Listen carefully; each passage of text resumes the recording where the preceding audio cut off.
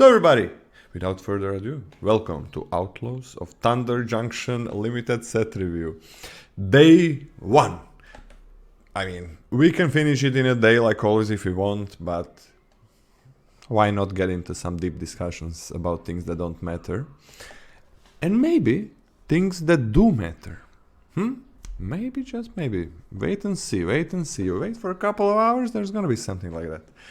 So, just a quick recap of the grades. Scotty, I gave that job to you all the time, like a billion times already. I know you love it, but I'm gonna take a load off for you. So, we have grades from...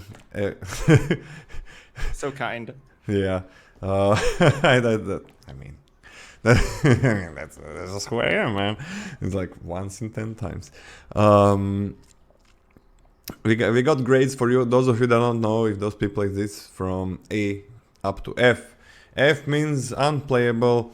It should never make a cut. Just play a land or that it just never makes the cut in terms of the power level. Then the next grade is gonna be D, which is kind of filler, or the cards that you maybe need one-offs and they're commons and nobody needs more than one, so it's kind of easy to get them, so you don't need to waste a high pick on them. Then we get to the C minus up to C plus, which ranges for like kind of fine cards not to play, you're not unhappy. C plus, well, if that's the bulk of your deck, you're gonna be pretty happy, but C is somewhere where you should expect your deck to be in, unless you get pretty lucky. Or find a very, very open lane. And then we get to the big grades, which is a B for starters. And, well, B, basically everything in B is undercosted for its effect. Overstated creature, for example, for the mana that you're using, or maybe a lot of 2-for-1s on the board are Bs, just because usually when you play a card, it's removing one creature or playing one creature. When you get like more than that for the mana cost, you're pretty happy. So Bs are like pretty high picks. And then the A's are bombs. Anything in A range is bomb. We don't have S, A plus is our S. We have like a plus and a minus. And actually, this time it matters, right? You are gonna have multiple rares sometimes. So A's are bombs, completely warp the game around them. It's gonna be sometimes, unless removed, you just win almost always. And it's whenever you draw that card and play, your win rate is gonna go up significantly. And that's about it. We also give an X on the sideboard if it's a really good sideboard card, so maybe you're on a lookout to get some when there is nothing else that you need for your deck. And we have a ceiling build around grade. Those are cards that on their own are nothing special but can be a lot more in the right deck, so to just like kind of think about those a bit, give yourselves a little bit of discussion when you see a grade there. Texan, thank you so much for 36 months.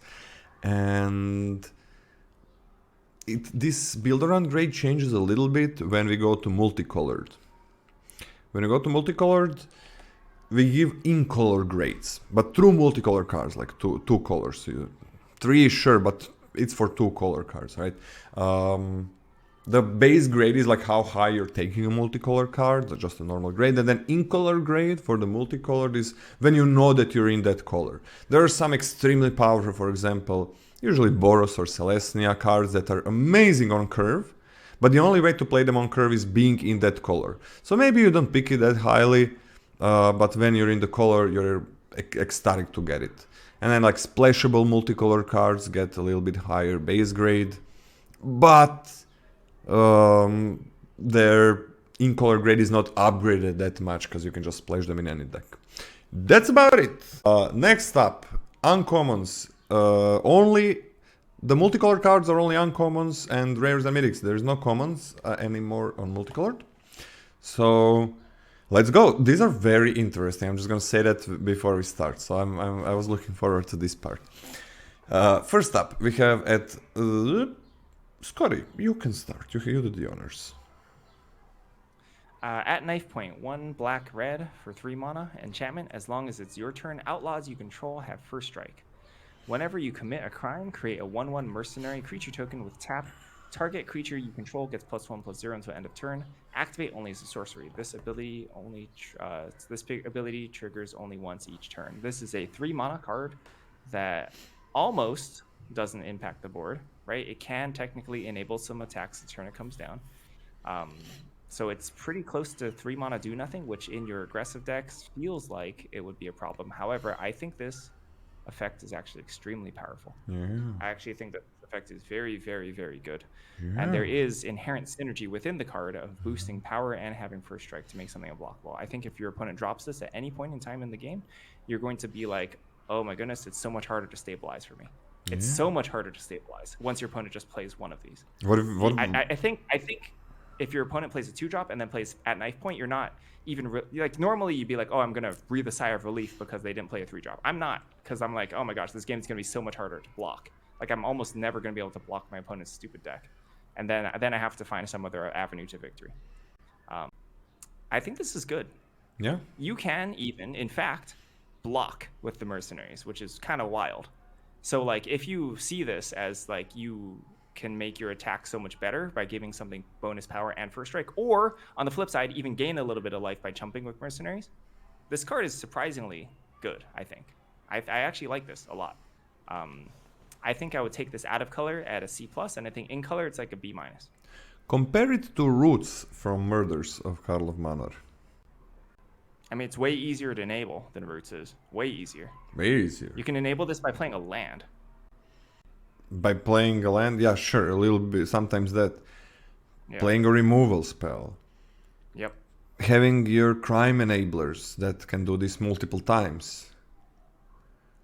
And it does something even if, technically does something even if you don't enable it at all. Yeah, it has this extra effect, so... I like that this... I kind of like this card. What do you give it as a base? I gave it a C+ at its base, and in color B-. Yeah, 1 time per turn, but a lot of these are instant speed abilities or instant speed spells that you can use on their turn. So, I mean, I think this is kind of good. Usually I hate these cards, but I think it's kind of good. I really hope that there's going to be some multicolored decks that are actually going to be good, not just, oh, I'm having fun, where you can get there are some of these really nice crime payoffs. So hopefully we are going to be splashing in our Rakdos decks and so on. We're going to see them soon. Yeah, this is like completely different than Roots. Roots really, like this, doesn't do anything on its own. Kinda doesn't do anything. This is also not a very bad effect on its own, but yeah, I think that you can enable this a good amount of times. I'm gonna... Oh man, I really hope this is not gonna suck, because I think it's not that hard to affect, and I think I'm gonna start it as a C or a C+ as a base grade. I'm okay with the C+. But you really need these things, you really need to have enough crime enabling, and some of you want those. There's some early drops and so on that can enable crimes consistently for not that much mana. There's like 1 in red common, which is going to be important for these decks. And yeah, I'm going to start as a C+, but in color B-. I had a B-. Alright, that's fine. How about we call these mercenaries something? These 1/1 mercenaries that tap and give +1/+0 to your creature. Let's call them somehow. Merc. You can merc something. But that's the name of the creature? Merc? No, that's the name of the ability. Nah, this is like, it's always on this one creature. It's on nothing else. Let's call them mercenary tokens. They are mercenary tokens. Well, let's call them that. You make the... I thought you wanted an abbreviation. Yeah, I keep telling you, man, I should be writing books. Alright, this is good. Okay. I mean, all right. I didn't even think about it. It's just like, boop, it just came in there. Yeah, not bragging, not bragging. You're so creative. I mean, hats off. It's how it is. It's like, it's how God given. What can you do? So talented. Yeah, I mean, you said it, yeah, but it's true. Badlands Revival for 3 and a black and a green. It's a sorcery, which says return up to one target creature card from your graveyard to the battlefield, and return up to one target permanent card from your graveyard to your hand. Okay. These things are getting better. Like they are learning. Because we've had so many garbage 5 mana. Last set, complete garbage 5 mana thing that suspects your creature. It's like 70% of the times this is unplayable basically. Because you need something in the graveyard and you need it to be costing 5 or more always if it's just coming back. But now, like, you're getting anything, any permanent back to your hand, and one thing is gonna go on the battlefield. Like, even if it's like a 3-drop or a 4-drop, you're kinda okay with that. I'm okay with this. I'm gonna see how highly I take it. And in color, is it better than a C+? I think it's a C+, but then it can get better if you have a bit of mill and big cyclers. It's uncommon though, the big cycler in green. Yeah, I'm on the exact same grade, C++. Despite the fact that I like mostly everything about this card, there is a hoop to jump through, which kind of brings it slightly down for me. Otherwise, I think it's very, very strong. Yeah. And it's not, because, like, let's be real, if you only get back the creature, you're not happy. Right, 5 mana, bring a creature back from the bin. You're not happy about that. Yeah, gotta be like you a really 5 do want another more permanent in there. Yeah, it's you not... want like multiple permanents to be in the graveyard. It's there are some creatures that get not that many, but that get like maybe 1 or 2 or something commons that get an extra effect if no mana was spent on it when it enters the battlefield. So that's a little bit of extra, right? You have like a 3 mana 5/5 that if you get it back from the graveyard, it's a 5/5 in green. Yep. Or if you plot it, but you're not gonna plot it from graveyard. Yeah. So there is a little bit of these things. I don't know how many more, like maybe 1 more. Yeah, this is pretty cool. We've been talking how we like it a lot, but it's still a conditional effect. But it is pretty good. Baron Bertram Greywater. 2 white-black for a legendary creature Vampire Noble. It's a 3/4 with whenever 1 or more tokens enters the battlefield under your control, create a 1/1 black Vampire Rogue creature token with lifelink. This ability only triggers once each turn. 1 and a black for sacrifice another creature or artifact, draw a card. Let's break this down. 4 mana 3/4 with no ETB is crap. That is bad stat line.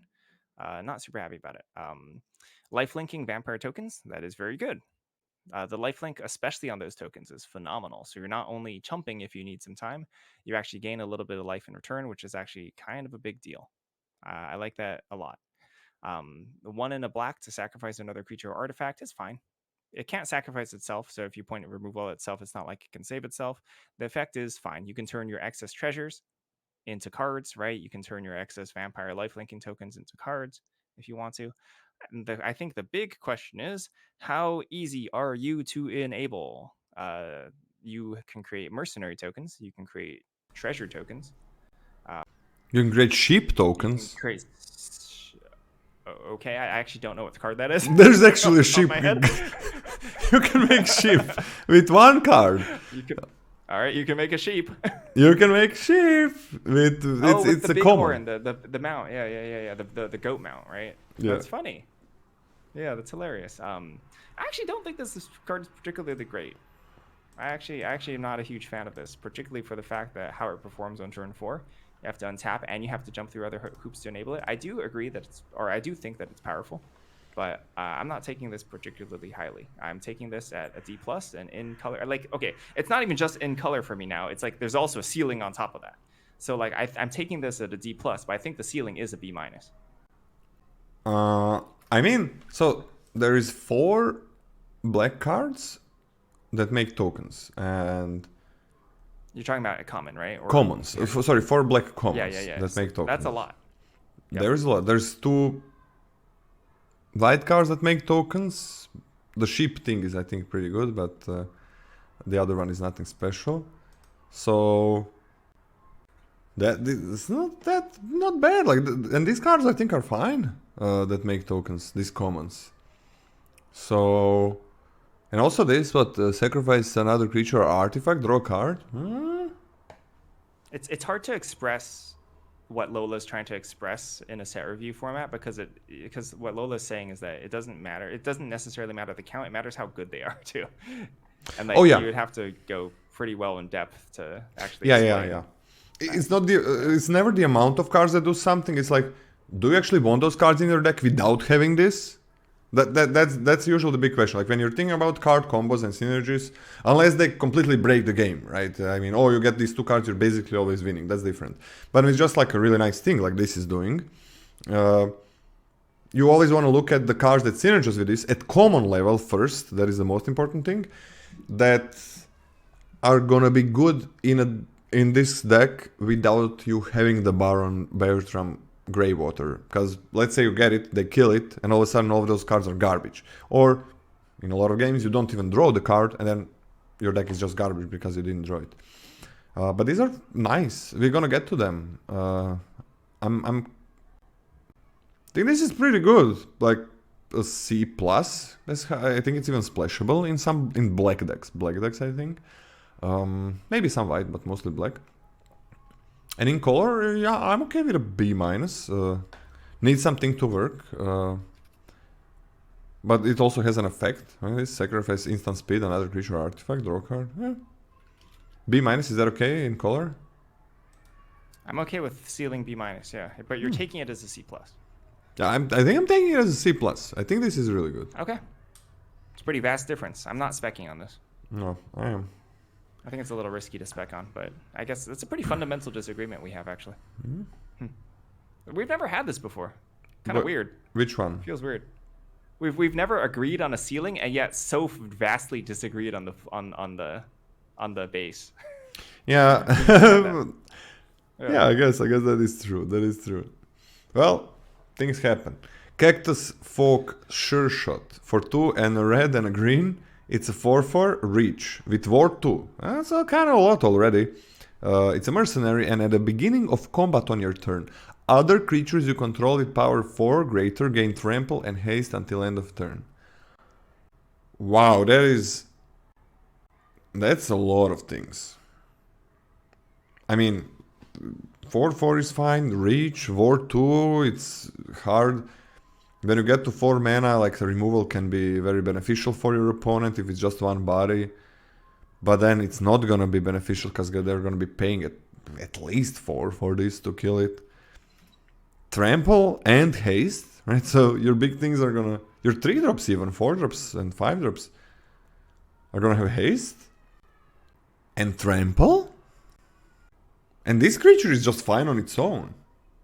This is a lot. It's not like one card, you draw a ton of cards and stuff. But if you have a lot of things around it, it's great. If you don't, it's great as well.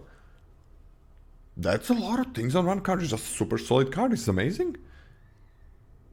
I'm gonna... Like, there is a lot... I think there's a good amount of 3 drops that work with this. And then you're gonna be plotting as well. I don't think this is splashable. Just giving something trample. When you splash it, it's just gonna give trample to your things, and it's not gonna be that big, because 4/4 on a splash is not very big. But I'm kind of taking this as a B minus, and in color, like a B? A B? Not a bomb, but a great card. Yeah, I'm pretty close. I was gonna take it as a C plus, and in color B is fine. Yeah, fantastic. Because this doesn't require extra things. It's just like good on its own, and it's almost always gonna have an extra effect attached on it. Congregation Griff. 1 green white for 3 mana for creature Hippogriff Mount. It's a 1/4 with flying and lifelink. Whenever Congregation Griff attacks while saddled, it gets +X until end of turn, where X is the number of mounts you control. Has saddle 3. This is our first instance of the saddle, so let me actually read the text. Tap any number of other creatures you control with power 3 or more, or with power X or more. I'm sorry. That's very funny. That is also an above average physical comedy. This mount becomes saddled until end of turn. Saddle only is a sorcery. You will find this reminiscent of vehicles, except you cannot crew on your opponent's turn. Saddling is inherently nothing, right? When you saddle, a card. If it has no other text, it technically doesn't do anything. You just have tapped your creature for no reason. The saddle text will always be displayed on the card. Like this one gets +X, where it equals the mounts you control, which is always going to be 1 because itself is a mount. So if you saddle this for 3, it gets +1/+1. A 1/4 lifelinker is good. A 1/4 that you can then dump your other creatures into to make this bigger is also very good. One issue that saddle can run into, like let's talk about the inherent flaws of saddle. You leave your shields down on blocks, right? You invest more of your board presence in order to make your attack better. Therefore, inherently, your blocks will be worse. That is mitigated greatly when you race with lifelink. Yeah. When you race with lifelink, that mitigates it. I'm sorry, just what are you doing? It's so distracting. What? It's so funny. But no, this card is very, very good. I'm taking this at like, I think in color it's like a B, and I'm also taking this at a C+. This is amazing, yeah. Like This card's very good. this is really good. Like there's a lot of mounts in these colors on common, and they're pretty good. And then there are even better ones on uncommon. And they're just like when you settle it, even if you have no other mounts, which is rarely going to be the case, I think it's going to be a 2/4 because it counts itself. 2/5 even. Oh, 2/5. Sorry, 2/5. But this is really good. Like this is worth settling. I mean, and 1/4 lifelink is passable. Just if you need that's what it's gonna be. But yeah, this is gonna be a nightmare to race against. Like if you have any amount. Oh man, wait. Does Celestia have any of the mercenaries? I don't think it does. Like the +1, +0. No, I don't think Selesnya has mercenaries. That's kind of okay. And green has the least amount of outlaws. Yeah, But it doesn't matter that much. mercenary tokens, how we call them. +1 plus mercenary tokens. yeah, 0 would be pretty crazy with this. Green makes pests and vermins. This is amazing. Yeah, I'm on a B- because I don't think you splash it, but in color B at least. Like B, I think Wait, B. Hold on, sorry. The 4 mana XL Oblivion Ring type effect also does make a outlaw, I think, or a mercenary token. Sorry. Oh, the uncommon, is that Yeah. right? Yeah, the uncommon. Yeah, I think. I'm trying to think of anything else that It does, and that's the only one, right? Yeah. Maybe. I think. Two good 4 mana No, uncommon mercenary there's also the tokens. 4/2 that gives indestructible to itself. So two at uncommon, yeah. Two at Two at uncommon. So there is something. Yep. But it has a There's ton of mounts on common, just on the common. Oh yeah, there's the 4/2 uncommon that that also makes a mercenary, and that can be indestructible. There's like a weird amount of mount support at common, I think, for like a single dual pair, because there's only Selesnya is quote unquote mount based, right? Like nothing else cares about mounts at all. They just wanted to get mounts in. Yeah. And it's kind of fine. The thing is, like, the mounts don't need support. Right? That's the thing. The mounts don't need support. Yeah. It's like, okay, this color has some things for morph. But morph doesn't need support. You're just gonna morph and unmorph. Yeah. Same for mount. Like you It's a payoff in itself. Yeah, same for good vehicles, right? You can just crew a vehicle, do its thing, and if you have vehicle support, okay, there's a little bit of extra happening there. So it's not like some very synergy-based thing, and then that we see a good amount of times, and then it's like, whoop, that doesn't work. Those cards are useless. I don't know. We had it a few sets ago, a tap synergy, tap an untapped creature synergy. That doesn't work. Oh, every card sucks there. B in color, like it's amazing. Would you give it out as a base? B- and a B. Okay, sure. Doc Outlook. Grizzled Genius. For a green and a blue, it's a 2/3 legendary bear druid. Spells you cast from your graveyard or from exile cost 2 less to cast.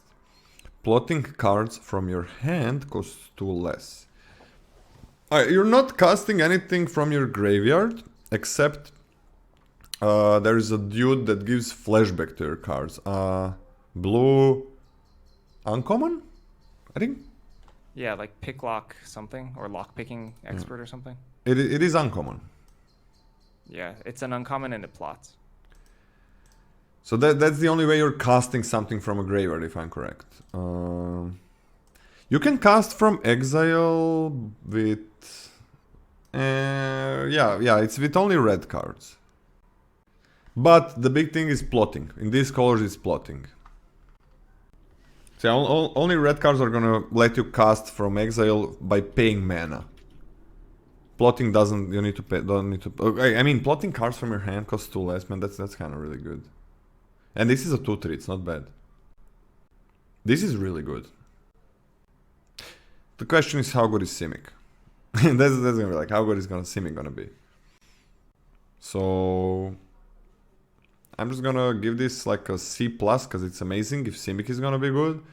If not, every one of these cards that are not splashable, this one is not splashable. You don't want it in the late game. You want to play it as soon as possible. If the color pair is not good, the card just isn't good. But if I don't know, Simic seems kind of fine. We're gonna see. So yeah, C+ and in color B-. I'm okay with B- in color. I'm a little bit less hot on it, just because the fact that the quality of the card does taper off pretty harsh in the late game. That's true. But it's pretty good. I'll take this at a C. Unfortunately speaking, this card is going to kind of feel bad, I think, sometimes, because it's either going to be you're going to top deck it and it's going to be about as useful as a normal 2-drop, which is not that useful in the late game.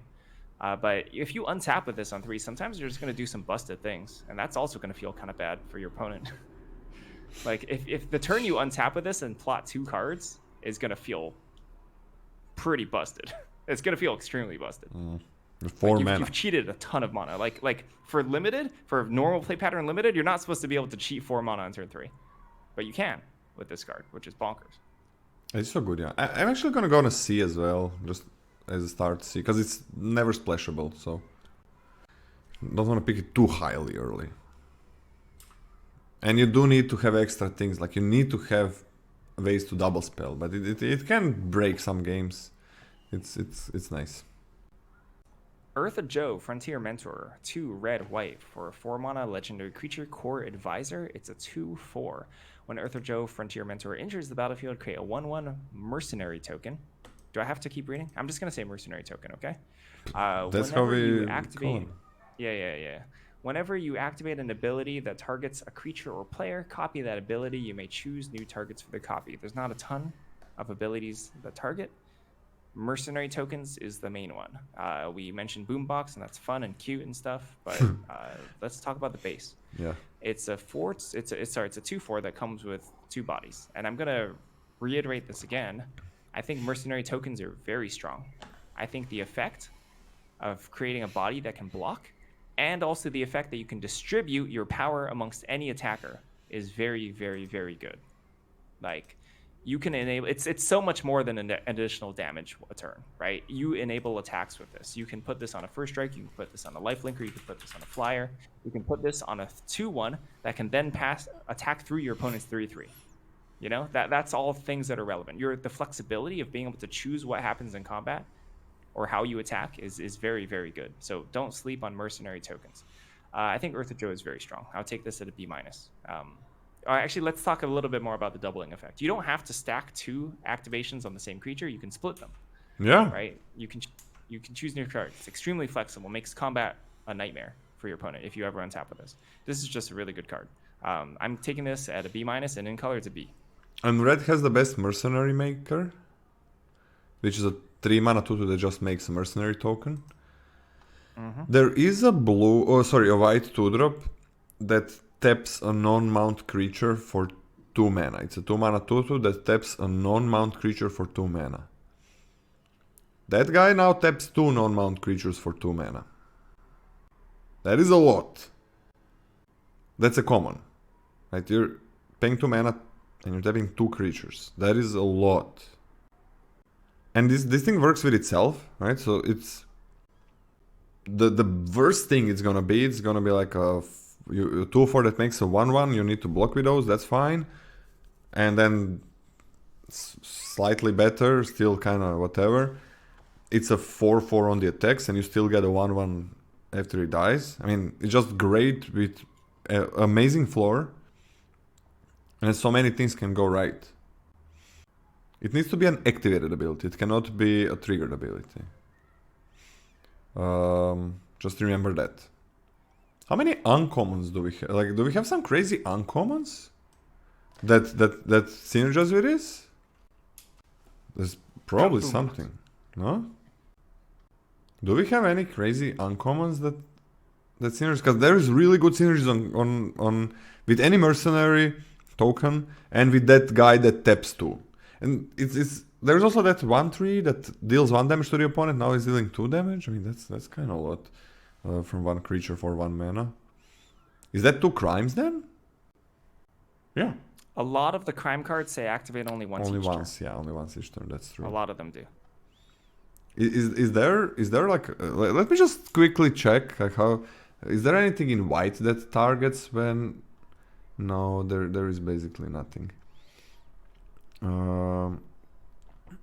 Yeah, that's kind of it. That's it. You don't have any uncommon synergies with this from what I saw.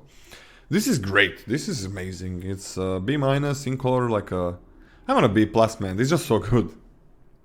I'm fine with B+. No, that's on its own is great. That's fine. Any extra things? Whoopa poopa. Know how to say? Yeah, whoopa poopa. That's I say that all the time. Yeah. That's our thing. From a posse. X, red, and white. It's a sorcery. Create X 1/1 red mercenary creature tokens with tap target creature. Okay, mercenary tokens. Almost got me there. You create these mercenary tokens. It's pretty cool with the last card. This is gonna be your creatures are gonna be interesting. How good is this, man? These are 1/1s still. I mean, it's really bad for 4 mana. It's really bad for 5 mana. What, you need to get to like 6+? This feels kind of bad, no? I'm gonna argue it's not that bad for 5 mana. Yeah? I think at 5 mana it's decent. 3 1/1s for 5? I really like mercenary tokens. I think they're super strong. 3 1/1s for 5? That helps. I guess they help other creatures attack. That's good. Don't they? 3 1/1 mercenary tokens. Yeah. Don't you want like for 5 mana? Don't you want things that can block as well? Like I want my 5-drops to be able to attack and block, to be very very good at both. Man, this is shit. There is no floor. You cast this for 3 or for 4, you're done. You're like losing even more. So you're in a bad situation. So you had to cast for 4. You're kind of doing really badly. Well, for 6 mana, let's say you can cast this for less than 6. That's I think garbage. So you play it for 6. You can do it with 4 more, I guess. So you get 4 1/1s that can do this. I mean, on their own, they're nothing. What? Those 4 1/1s don't block well. No scry 3. Oh, there you can tap 3 of them to have a 4/1 attacking. Like, You only have 3, so you can only tap 2 of them to have a 3. no, I mean for 6 mana. For 6 mana. For 6 mana, yeah, sure. Yeah. Or then you need to have other creatures that are gonna be helped by these. Is there anything that synergizes with this thing, with a lot of these 1/1s? Like a common 3/1 that has lifelink? Anything? What? 3/1 that has lifelink? What? Sorry, a common 1/3. A common 1/3, sorry. There is a common 1/3 that has lifelink, but is Boros gonna be that like slow deck that wants to gain life and not kill them fast? Ooh, I think so, yes. I don't think Boros is aggressive this set. I mean, this is obviously good with the other card, but that doesn't make it better. I don't know, man. I think this is shit. I'm just gonna give this a D. What is good about this? What is good about it? Sell it to me. Come on. Like I can't find anything. I mean, it has a pretty high ceiling. Like, we're discounting. You're saying X equals 4, but you're also discounting that there is a ceiling of 5, 6, 7. Like, if you're playing sort of a late game. I think it's really bad at X equals 4. I think that's really bad. So I don't think so. I think it's totally fine. But I'm not taking it that much higher. I'm taking it a D plus. What do you want for a ceiling? D plus. Okay, I was gonna go like way higher. That's like Do you in wanna leave this color. one blank? It's in color. In color. Yeah. Sorry, in color. Yeah, I was gonna go a lot higher. Like in Boros, it's higher. Yeah. Do you want to leave it blank because you're on a D plus? I was probably gonna be on like a C plus. I mean, I don't know. I can go to C minus. If that's okay with you. I'll just leave it blank. It's Leave it fine. blank. I'll leave it Okay. blank. It's so bad. Honest Rustine, 1 black green for 3 mana for a legendary creature, human warlock. It's a 3/2. When Honest Rustine enters the battlefield, return target creature card from your graveyard to your hand. Creature spells you cast cost 1 less to cast. This card is super pushed. What is Like this? this card is like one of the most pushed cards I've ever seen as an uncommon. Yeah. Signpost uncommon? Yeah, what the heck? What the heck is this? Golgari is always wild. bad because Golgari is always kind of gets the shirt end of the stick. So maybe This card is just like a.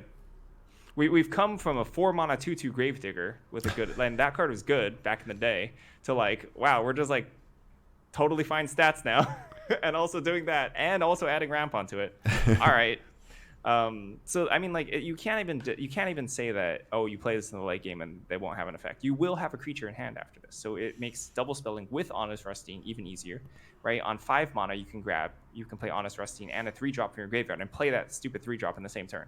Like the fact that this also helps you double spell and puts you in a situation where you can double spell more, aka adding more gas to your hand. That's both effects are extremely relevant.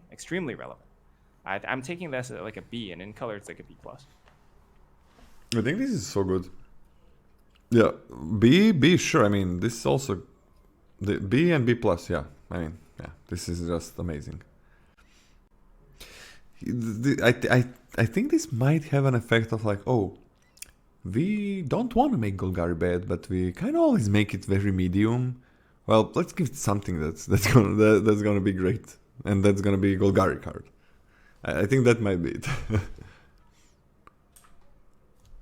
Ooh, Intimidation campaign. For 1 and a blue and a black, it's enchantment. When Intimidation campaign enters the battlefield, each opponent loses 1 life. You gain 1 life, and you draw a card. When you commit a crime, you may return this thing to its owner's hand. Bam! Bam! It returns only from the battlefield? Okay. For new players, like new players. When did we ever want to explain things to the new players? We need to win. Yeah. No, why are you talking about all insecurity?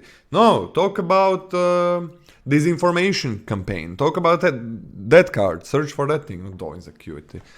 So I think that's way closer to acuity than disinformation campaign. are you fucking kidding me? Like, it has basically the same effect as disinformation campaign.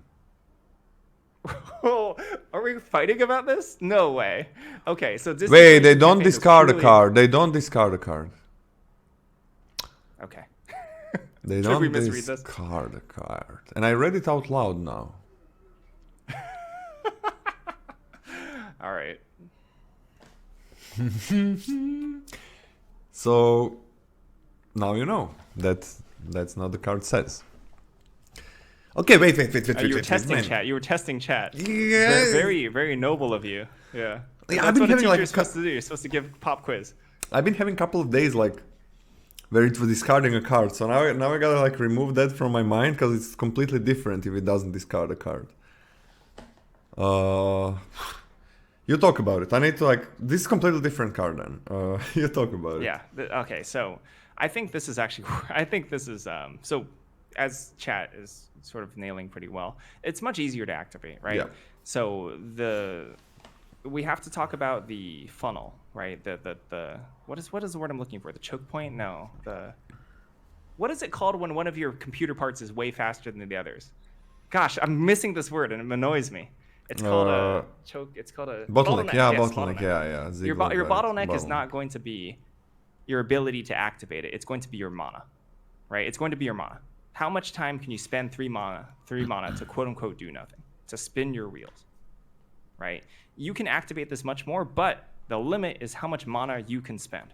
And I actually think that's a little bit tough. What helps a little is gaining 1 life, but it's not nearly as effective as gaining 2 life and buying yourself that much more time. If you are going to be spinning your wheels, paying 3 mana to do nothing, I don't really care about my opponent losing 1 life.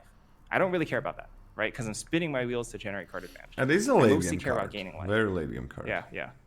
So I would like to buy myself more time inherently with this, but this doesn't exactly do this. So it has a couple of things going against it. I think overall this will be played out worse than both of them. And for the fact that I often imagine myself needing to commit crimes to stay alive rather than having the time to play this out and getting maximum value, which is what I'm most afraid of. I think this card is fine. I think it's fine, but I actually don't think it's fantastic. I think I'm taking this at like a C, and in color, I think it's like a C+. I mean, literally by paying 3 mana to put this on the battlefield, that is the spinning of the wheel when you could be doing that 3 mana to affect the board.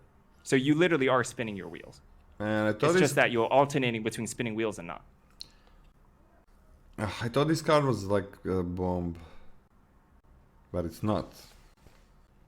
They could have made opponent discard a card, right? No. No. Absolutely not. No? You sure? Absolutely not. No. No way. They could not add that text on this. I thought I was gonna give it like a B+, A-, something like that. No, people don't like discarding cards over and over again. Yeah, no. I thought this was broken, man. Well, I don't know. Like just drawing a card. You need to do it 2 times. Wait, you do it 2 times and then you drew 2 cards for 6 life. I didn't hate this information. It was fun to discard cards and try to win before they take off. And then it was also very much fun that the opponent doesn't have cards in their hand when you're doing it. I don't know. I'm masochist maybe. Yeah, okay, I don't know. Take it as a D+ and in color. I don't know. It's not good. It's C. C. Can we go to C in color? It's like... It's gonna be 6 mana to draw 2 cards and then 3 for more. It's just gonna take so long. Draining is kind of fine. Maybe if this was getting you 2 life, that would be different. That would be kind of cool. Right? If it didn't drain. I would prefer gain life. Yes. Yeah, if you gain 2 life, that would be pretty cool. It would let you do this more and more. Okay, people don't... it would also no longer be a black card. Alright. Seems like nobody liked my idea of getting like an A-level card. Yeah, this was shitty, man. I'm on a C- in color. Are you sure that you're on a C+? Are you like... C+ is pretty good. I kind of believe. I think that this is kind of fine. This is kind of... I think blue wants to be spinning wheels like that, you know? And I think that this as your finisher, essentially, is fine. Okay, then C. I guess C in color. Yeah, C in color. Man. Taking this at a C as well. You read the next one. Dreams are broken. Oh, sorry. Did I ruin your day? Do you need to take a break? Do you need to take a breather? You had to read the card. Sometimes this can come as a shock, and I don't want you to be doing the set review if you're experiencing grief. No, it's okay. Truth hurts, but it's part of life. Edge is what makes life if you real. need to talk about it, What? you can open up to us. This is a safe space for you to open up. No, that's how life is. This edge is what makes it real. Well, I'm glad you're taking it like a champ. Gem Lightfoot, Sky Explorer, 2 white blue, 4 mana total for a legendary creature, Human Scout. It's a 3/3. Flying Vigilance. At the beginning of your end step, if you haven't cast a spell from your hand this turn, draw a card. Yeah, so 4 mana 3/3 Flying Vigilance is reasonable. That's like a reasonable card. Vigilance is not the biggest thing for me specifically because it 3 toughness isn't the best blocker in the world, but it can still hold back small ball, for example, for other flying creatures, which I like. Let's state the more level 1 stuff is that you're supposed to be plotting with this, right? That's the idea. You can plot with this, you can play instants with this, you can activate an ability. Those are 3 primary ways. Sorry, there's actually a 4th primary way. The 4th primary way is that you're freaking mana flooded. And you have But yeah, you can activate cards, and you can flash stuff in, etc. You're having a horrible game. You're having a terrible time. Or you don't know how to build your decks. It's like horrible land base. So you play this and you cannot play anything from your hand. Why did I put 27 lands in my deck? Yeah. I think you can activate this a fair amount of time. There's a pretty fair amount of plot cards, and most of the plot cards I like. So I can imagine you will not get an activation immediately off of this, because you have to cast this. You know, you have to cast at least a card to get this on the battlefield, I think. And I don't really care about the niche cases. But, you know, so it's going to take a turn to get going. Then after that, you can hopefully draw a couple cards. I don't think that's the worst card in the world. I don't think it's, like, super busted or anything. I'm taking this at a C, and in color, I think it's like a... I think it's a B-. I'll take this at a C+. It's not bad. Mini Sarah Angel. 3/3 is like small, kind of smallish. No, that's like a good thing for a flyer, right? But wait, can you remind me, like, when you plot, are you casting you're casting the card from exile, right? You are casting the card from exile, so you can literally plot a card and play that card, and they're both okay for a gem Lightfoot, or Lightfoot, gem Lightfoot. But if you plot and then you play it next turn, that's gonna be you cast a spell, right? But it's not from your hand. Oh, from your hand! Oh! What's happening? What is this? These words are hard, man. I'm turning into ham. Wow, just ham catching random strays here. He knows. He's self-aware for those things. Okay. Well, you know what you can do with this? You can plot, and you can still cast it and draw a card on the end of your turn. Very, very insightful. Yeah. Very insightful. So I kind of like this. Yeah. It's sure. C is fine. In color. You're not on maybe on a C+. I'm okay on a. I'm okay on a. This is so good in late game. Yeah, I'm okay on a B-. Yeah, I'm okay on a B-. This is real nice. I went up to a C+, by the way. Are you still on a C? Yeah, B- in color. Okay. Yeah, this is pretty good. It can hurt your tempo. You can but you can just have a 4-mana 3/3 vigilance. Fine, that's not bad. How can Lola be so good at magic? So bad at reading. I have nothing. Jolene. Why did you take my man? Plundering Pugilist. For 1 and a red and a green. Oh! Was that Jolene? For 1 and a red and a green? A+. What do you think, Scotty? Are you making a joke that? Did I make this a song in the mana base? That was pretty good, yeah. Imagine somebody actually did that. It does rhyme. Jolene rhymes with green. Yeah.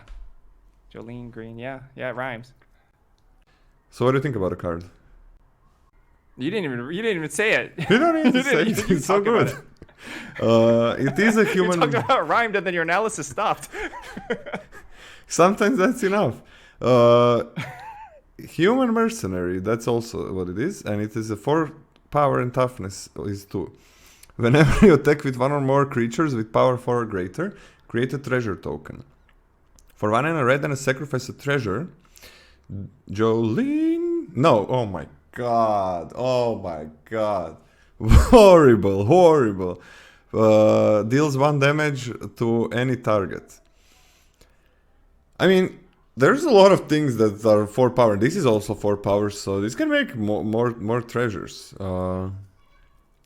Maybe that was the problem of me reading like the text on the cards, because I stopped too soon. I mean, that's pretty good. It's like the stat line is nothing, whatever. One damage to anything, and there are really good toughness things. I mean, not everything, not a lot of things, but there are some. There are mercenaries. Those cost one. Those have one toughness. There's like a really good 3/1 black creature for 3 mana that everybody's gonna play, so that's really nice. Yeah, I mean, I don't think it's broken. It's pretty good. You care about 4 too.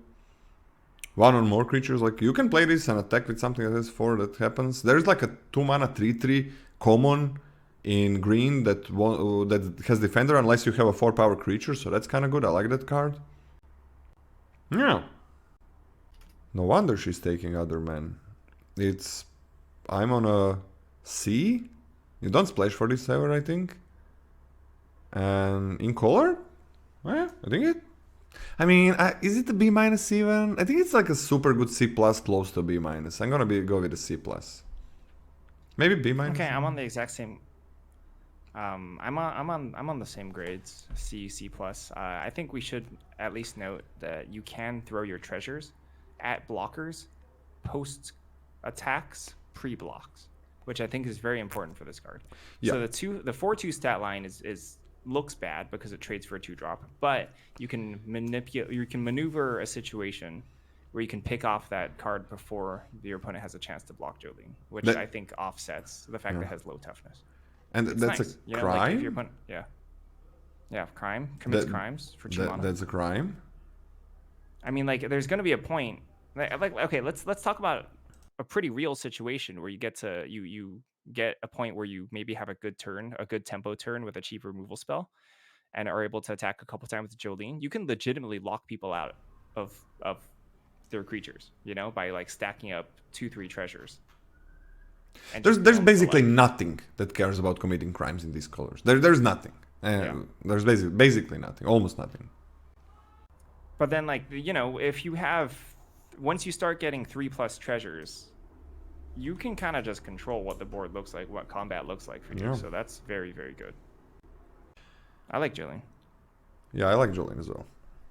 Is it a C? I'm going to C+. C+ in color, or? I want to go to B- in color. I think it's actually quite good. Yeah, I like it as well. Well, let's go to B- in color. Okay. But I'm going to start it as a C. Pretty good. Kraum, Violent Cacophony.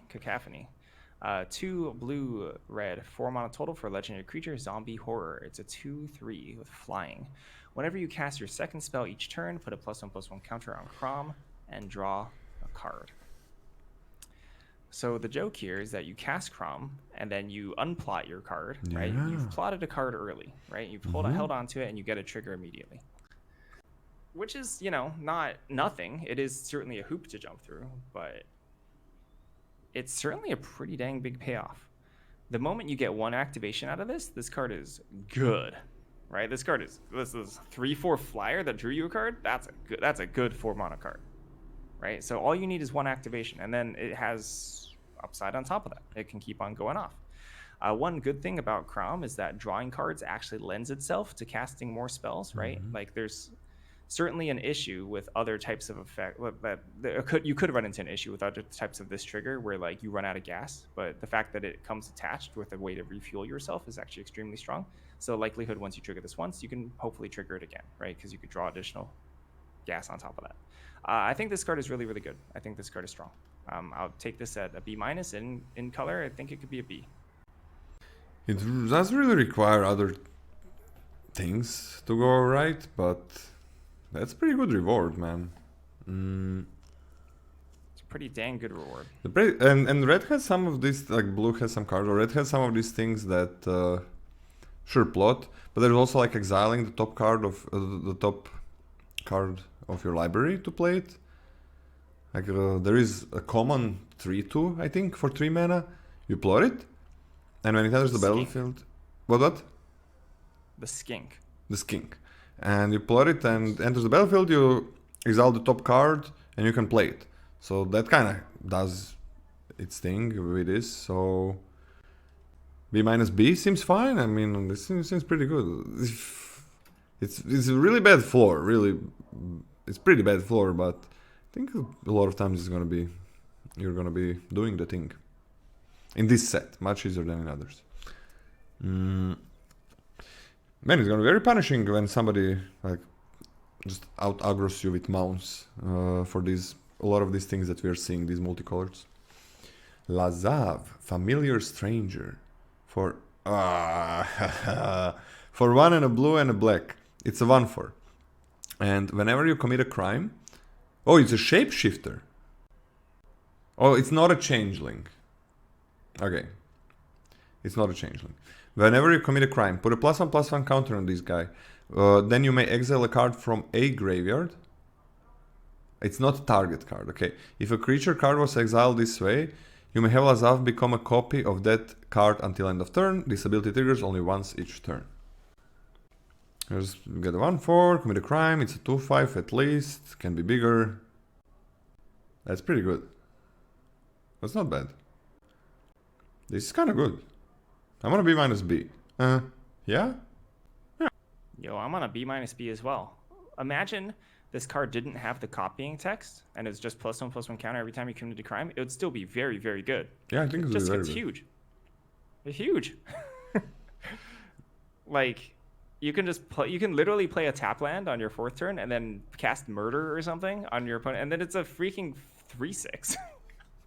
And Golgari has like amazing things for graveyard. Some uncommons and green uncommons are good for graveyard. So no, it is once each turn. It is once each turn. This whole ability triggers once each turn.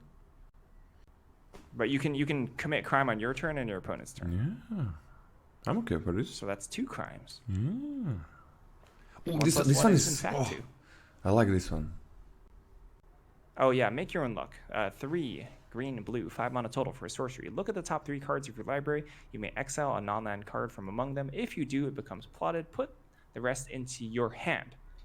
Let's not get it twisted. This is strictly better than 5 mana draw 3, right?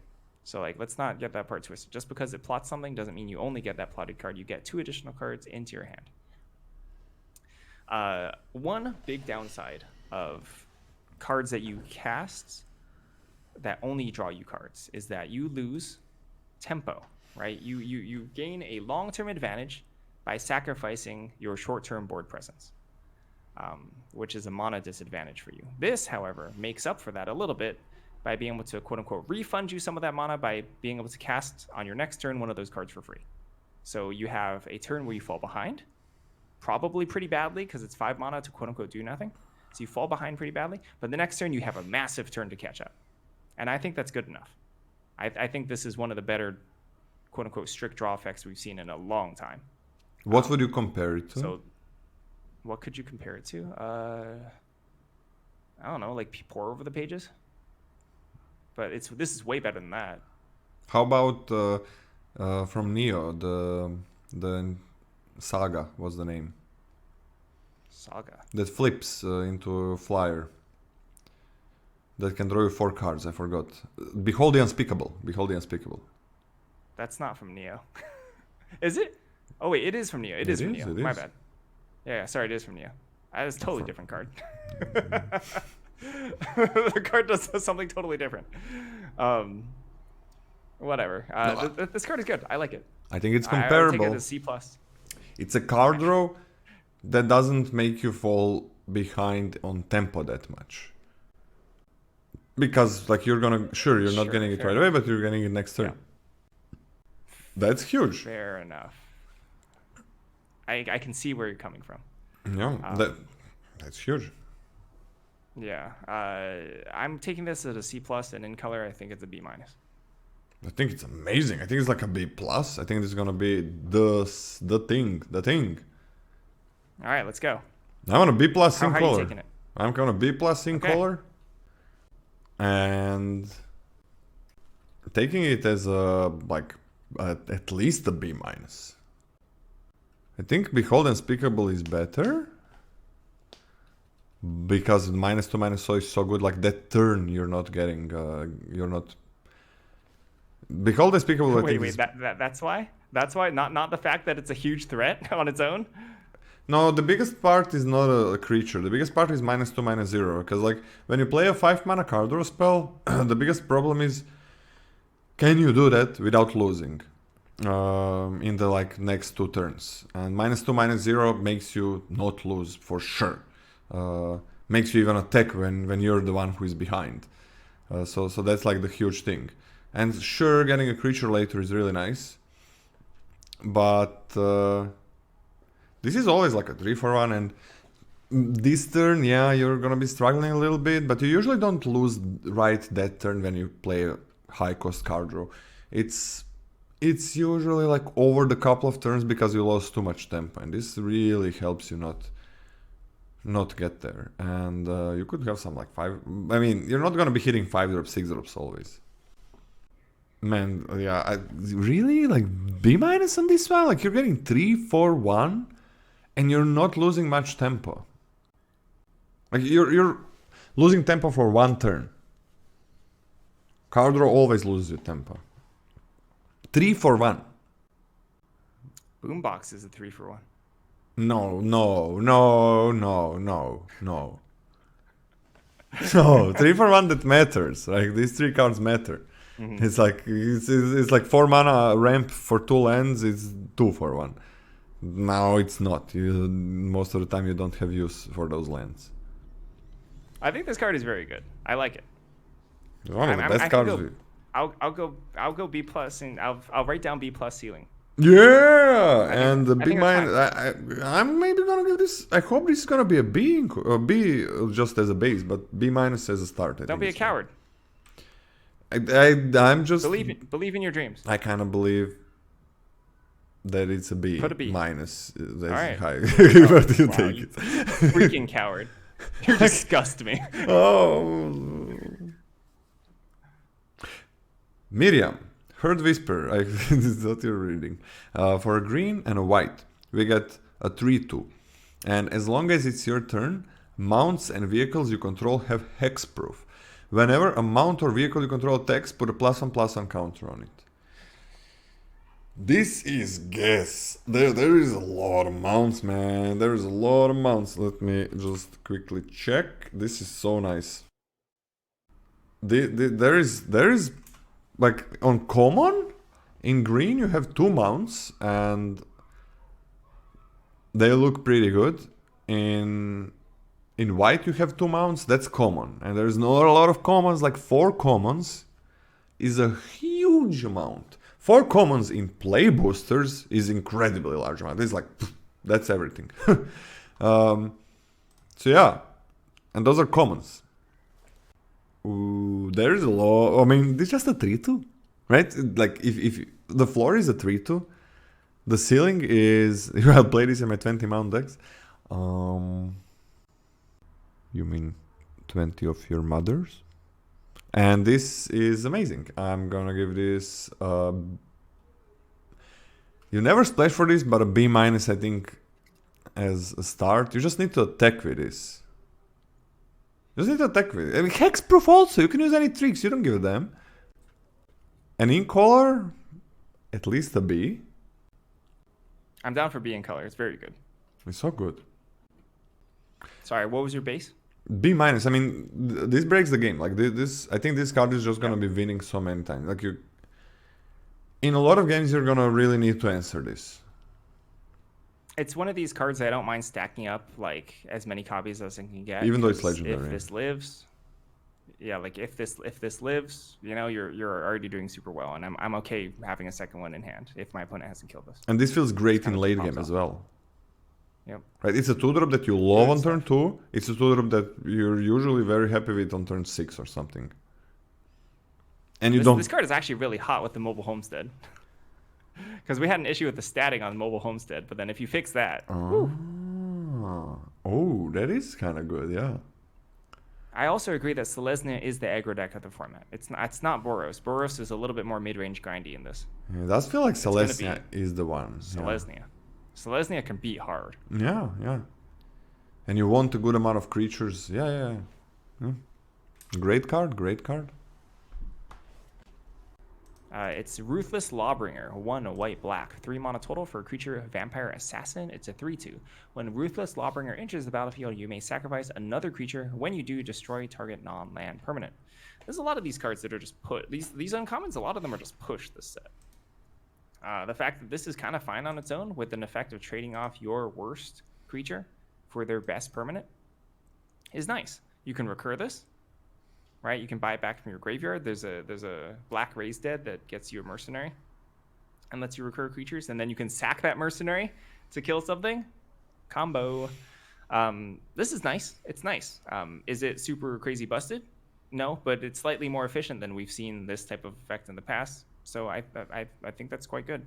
I'd probably take this at a C+, and in color I think it's a B-. I think it's slightly worse than other things. Like it's nice, but it's also an online permanent. That's kind of good.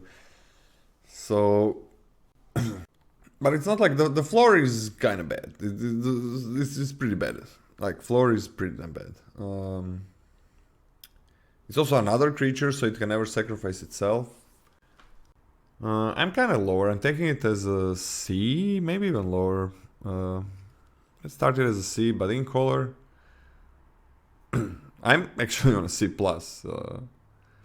Okay, I'll write C+. Because it does require some conditions to be met. Like you need, and the reward is, you're usually playing this later in the game, so the stat line is kind of whatever. And you do need to have like much weaker creature than their creatures, so it's good. It's good. I think that I think the ability to catch anything with this, on top of the fact that it does have a bailout mode of just being able to play it on 3 and trade off with something, is very strong. Yeah, it is pretty damn good. Like that's the floor, is having a 3-drop that'll trade off with something. That's pretty bad. Like the floor is pretty okay. bad. Yeah. B- ceiling. You're B- ceiling, right? I was on a B- ceiling, but I can write C+. I can go to B- ceiling, but I think it's C+. Okay. Slick Sequence for red and a blue. It's an instant that says deal 2 damage to any target. If you've cast another spell this turn, draw a card. Pretty cool. Pretty cool. Only 2 damage. So it's cool. It's nothing special, I think. I'm taking this as a lower, like I'm C-. I really need to be Izzet already. This is never gonna put me into Izzet. I really need to be Izzet.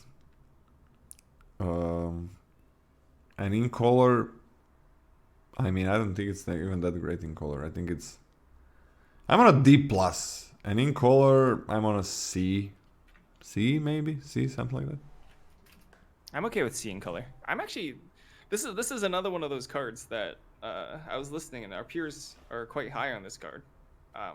Here's what I like the most. I like the most, as I said before about Crom. I really like that this fuels the archetype in itself by giving you more gas. I think that there are a couple cards in this archetype that don't actually give you more gas. It's kind of a struggle to keep on enabling it over and over again, but the fact that this also helps you enable your other cards to double spell more often because it draws you additional gas is something that I like. I think that's nice. I think the fact that removal is not just like... Removal doesn't improve linearly, if that makes sense, right? It improves based on breakpoints of what you want to kill and how impactful that is. And the fact that if you can sit with this card in hand and not be able to kill a 3 toughness creature, right? That's not like... That's not 66% of the way there. That's nothing. You haven't killed it. Yeah. Right? It's going to hit you. You know, it's not like you can answer 66% of a creature. You just haven't answered it at all. And the fact that you can miss like that is painful. That's rough. So I'm actually not... I'm also kind of low on this. I'm on a C-. C. Okay. Oh. Ooh, another thing I want to complain about is that you will get messed up by that mana. You will get messed up by that mana sometimes. The mana? Yeah. By not having double blip. Yeah, like you want to be able to... Like, I understand plotting is what you want to do, but sometimes, you know, you want to... You won't have the privilege of casting something off plot all the time. And if you have... It's basically a double blip because of that. It's basically a double blip mana cost. A Vile Smasher. Vile Smasher. Gleeful Grenadier. Black, red for 2 mana. For a legendary creature, Goblin Mercenary. Whenever another outlaw enters the battlefield under your control, Vile Smasher, the Gleeful, deals 1 damage to target opponent. It's a 3/2. Sorry, I didn't say it was a 3/2. This represents a lot of damage. This is extremely painful. You know, like I think Outlaws are extremely common in this color pair and in the set in general. All colors have Outlaws. And you commit a crime. Did I just miss that text? No, you commit a crime. Oh, as well. sorry. You sorry. This also commits a crime. How does this stack up? Yeah, you will enter the state of committing a crime when you cast that creature. Yeah, so that's nice. Yeah, super nice. Lovely. Absolutely lovely. I think this card is quite good. I'll take this as a C+, and in color I think it's a B. I'm only taking it slightly lower because 2 drops it's a little tough to splash, and this wants to be only in a specific color combination, but specific archetype. So what you're taking as a C+? Yeah, but I think in color it's a B. Yeah, like also committing crimes is really nice with just playing things. It's a little bit weird, this thing, like committing crimes. There is nothing uncommon in red that cares about committing crimes. There is, I would say, 1 card in black at common that you care about committing crimes. I don't think anything else, any other common in any other color really cares about you committing crimes. So there's 1 single card in for all the commons in this set, I think, where you're liking your crimes to be committed. It's a 2 mana 1/2 flyer in black that drains 1. Drains for 1 every time you commit a crime, once per turn. That's the one. It's only 1 common. That's a little bit of a problem. But when you get to uncommon territory, there's a lot of shit. And there's like a good amount. A very good amount of things that care about committing crimes, and there is so what was the math? Are we getting less? Are we seeing a singular common less? Singular uncommon less now than in before there was a play booster era? You're getting less uncommons? Oh, like overall, are you seeing them less often? Is that what you're saying? Yeah, seeing a single uncommon. Oh, I feel like, gosh, you know what? I'm not gonna answer that. Is it about the same? I'm not the one to... It's about the same. Okay. Of the singular uncommon. Okay. The commons I know it's the commons we see a little bit, just slightly more, I think, of 1. The blue 1 for its shit. It's like whatever. It becomes a real creature after you commit a crime. Before that, it's not a real creature. So, kind of don't care about that one. Yeah, on uncommon you get things that care about crimes, but so that's the big deal, right? I think it's great. I am gonna give it a C+. Just you don't even if you're don't care about crimes, you're dealing 1 damage to the opponent constantly. Sometimes, just a few times, it's enough. If you have a little bit of crime payoffs, this is an amazing way to enable them. With the other uncommon in Rakdos, if you do get that, like every time you commit a crime, and then you're gonna deal 1 extra damage because you're getting a mercenary token on the battlefield. So that's pretty cool. So yeah, I kind of like it. In color, B. I'm gonna B- in color because I think a lot of decks are not gonna have enough crime payoffs. Yo, I care about the crime part 5%. I care about the damage 95%. Yeah, damage is real nice. Yeah, damage is real nice, but the damage is what's important here. Yeah, the red, like it's the red 3-drop that is a mercenary or something and makes a mercenary token. That's like 2 damage right away, and it's an amazing card. It's a common, so that's, yeah. There's a lot of outlaws. B in color. If you have some things that care about crimes, then it just gets much better. There are a lot of uncommons there. I think it's pretty cool. There are really nice things that you can do with these crimes.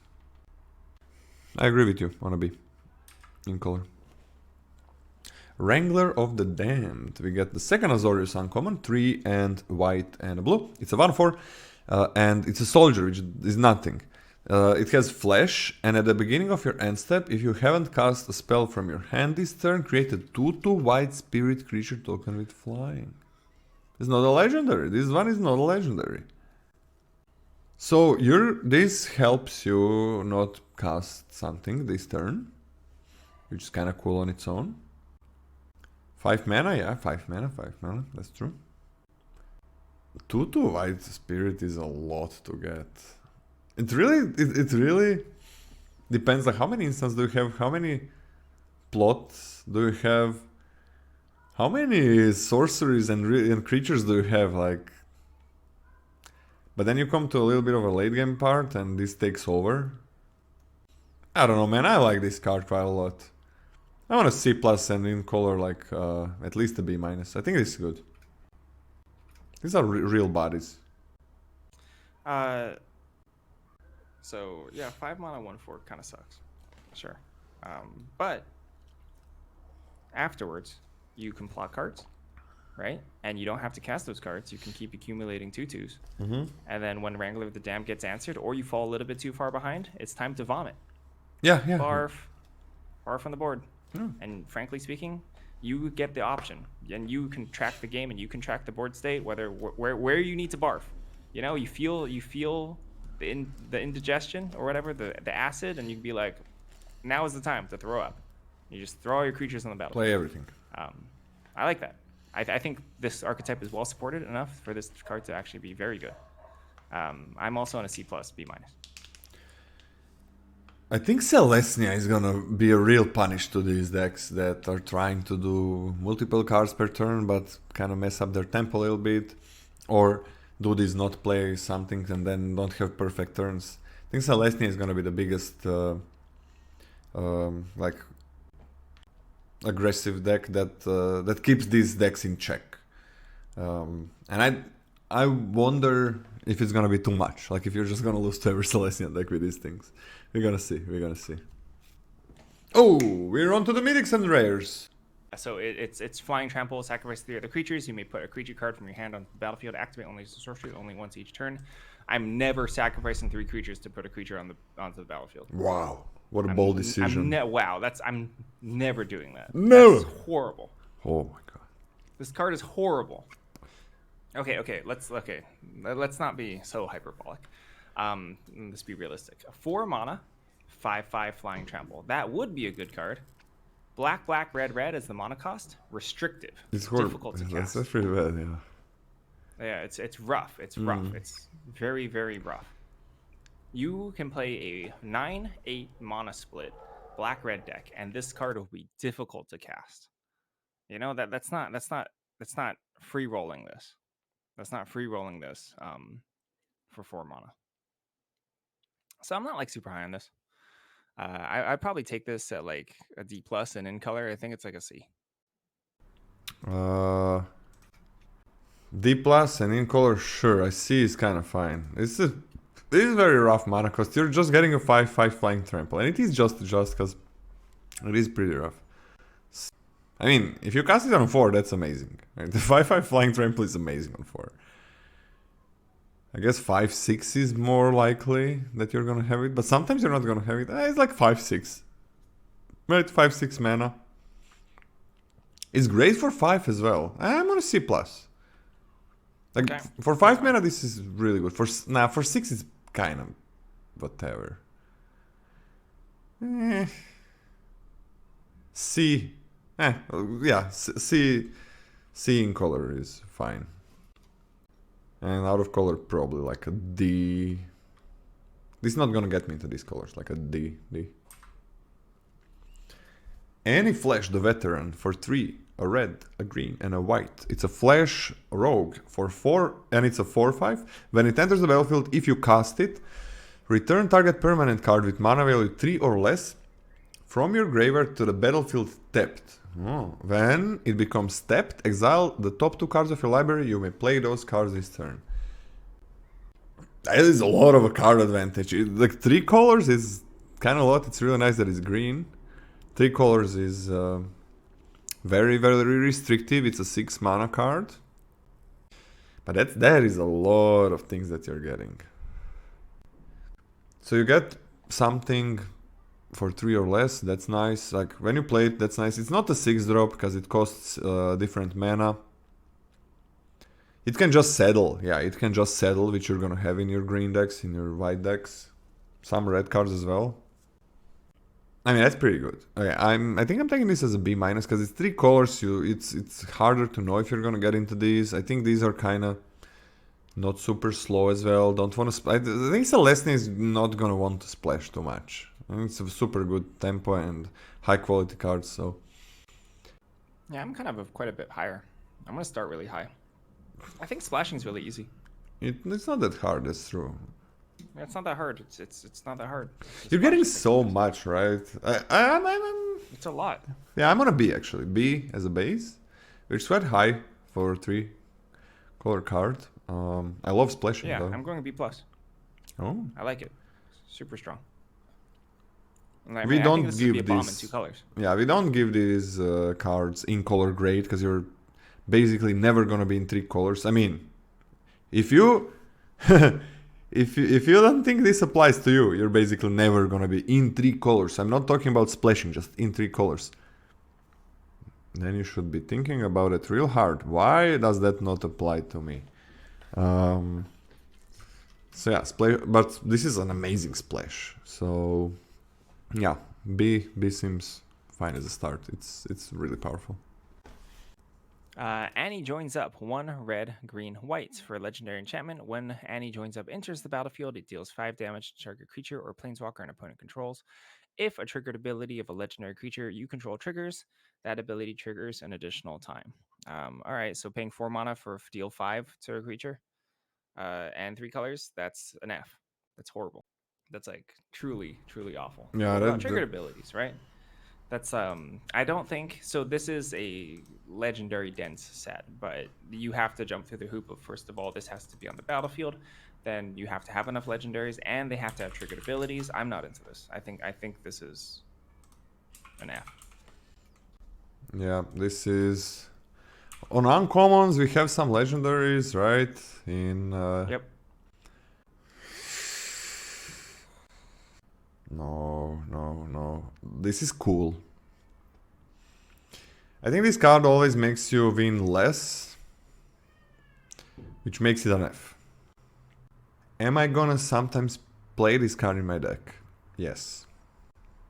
But I think it's basically always gonna make you win less by including this card in the deck. But it is kind of cool. I think Lola's saying he only wants it for fun, not to win. Yeah. So. It can be kind of fun to do these things, and everybody should do that sometimes. And I'm gonna do it sometimes, but yeah, in terms of win rate, it's like every time you include it, it's not the right choice. And if you made a deck where it is the right choice, I think you basically always could have made a better deck. So design-wise, in terms of removal, the removal framework for a limited set is that there's usually an efficient removal and an emergency removal in each color, right, at common. And this is beyond that. This is like extra emergency. This is worse than the emergency card. So, rough life. Yeah, rough life. What can you do?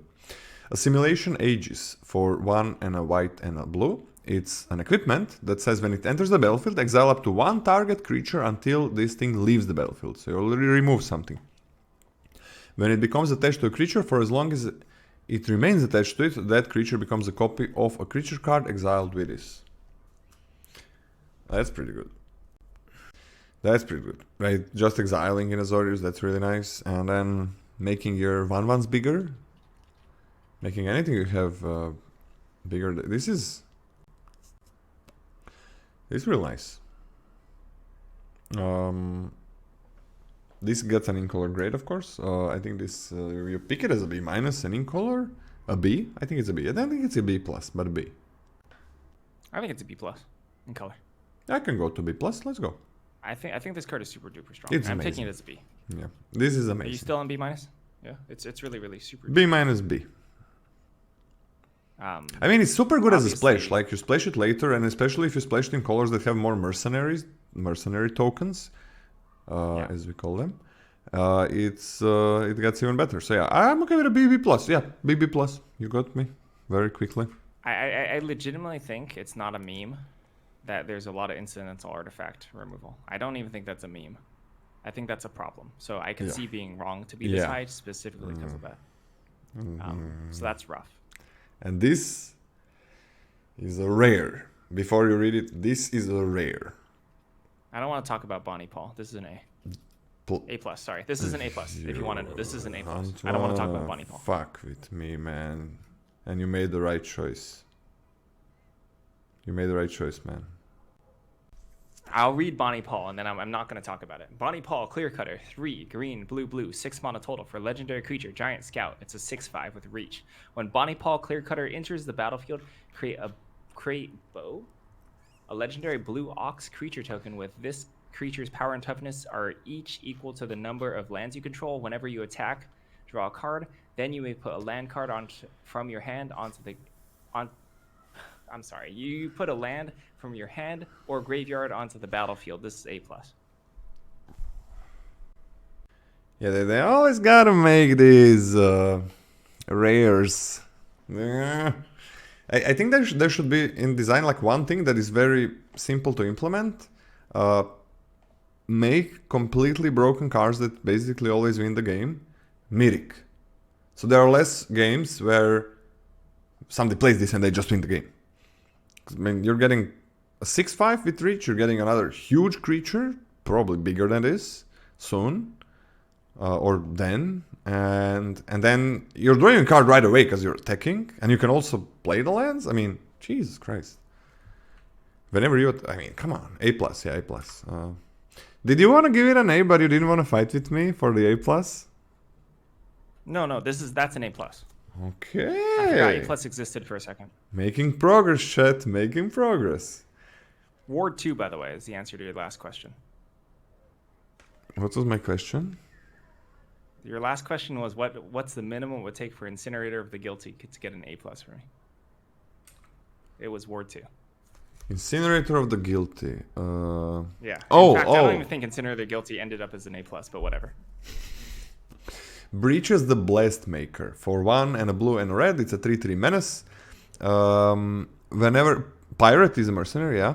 Whenever you cast your second spell each turn, you may sacrifice an artifact. If you do, flip a coin. When you win the flip, copy that spell. You may choose new targets for the copy. When you lose the flip, this thing deals damage equal to that spell's mana value to any target. Wait, I mean, if you got some artifacts, this is... Okay, this is like, okay. This is an outlaw. It's like heads or tails, but both of them are win for him. What do you like? More tails is always amazing, right? And wow, it's any spell. So okay, I mean, you need to have some artifacts. If you don't have an artifact, it's a 3/3 menace. That's fine. If you do have artifacts, if you do this, it destroys everything because you're either gonna be killing their things, killing them, or doubling your creatures. You basically always use this on a creature, right? Or something. You have a choice. What's your second spell, man? You just need some treasures and stuff. I mean, this is a good reason. Oh my god, this is so nice. It does require some work, but the payoff is crazy. I'm on a B and a B plus. Because the payoff is so huge.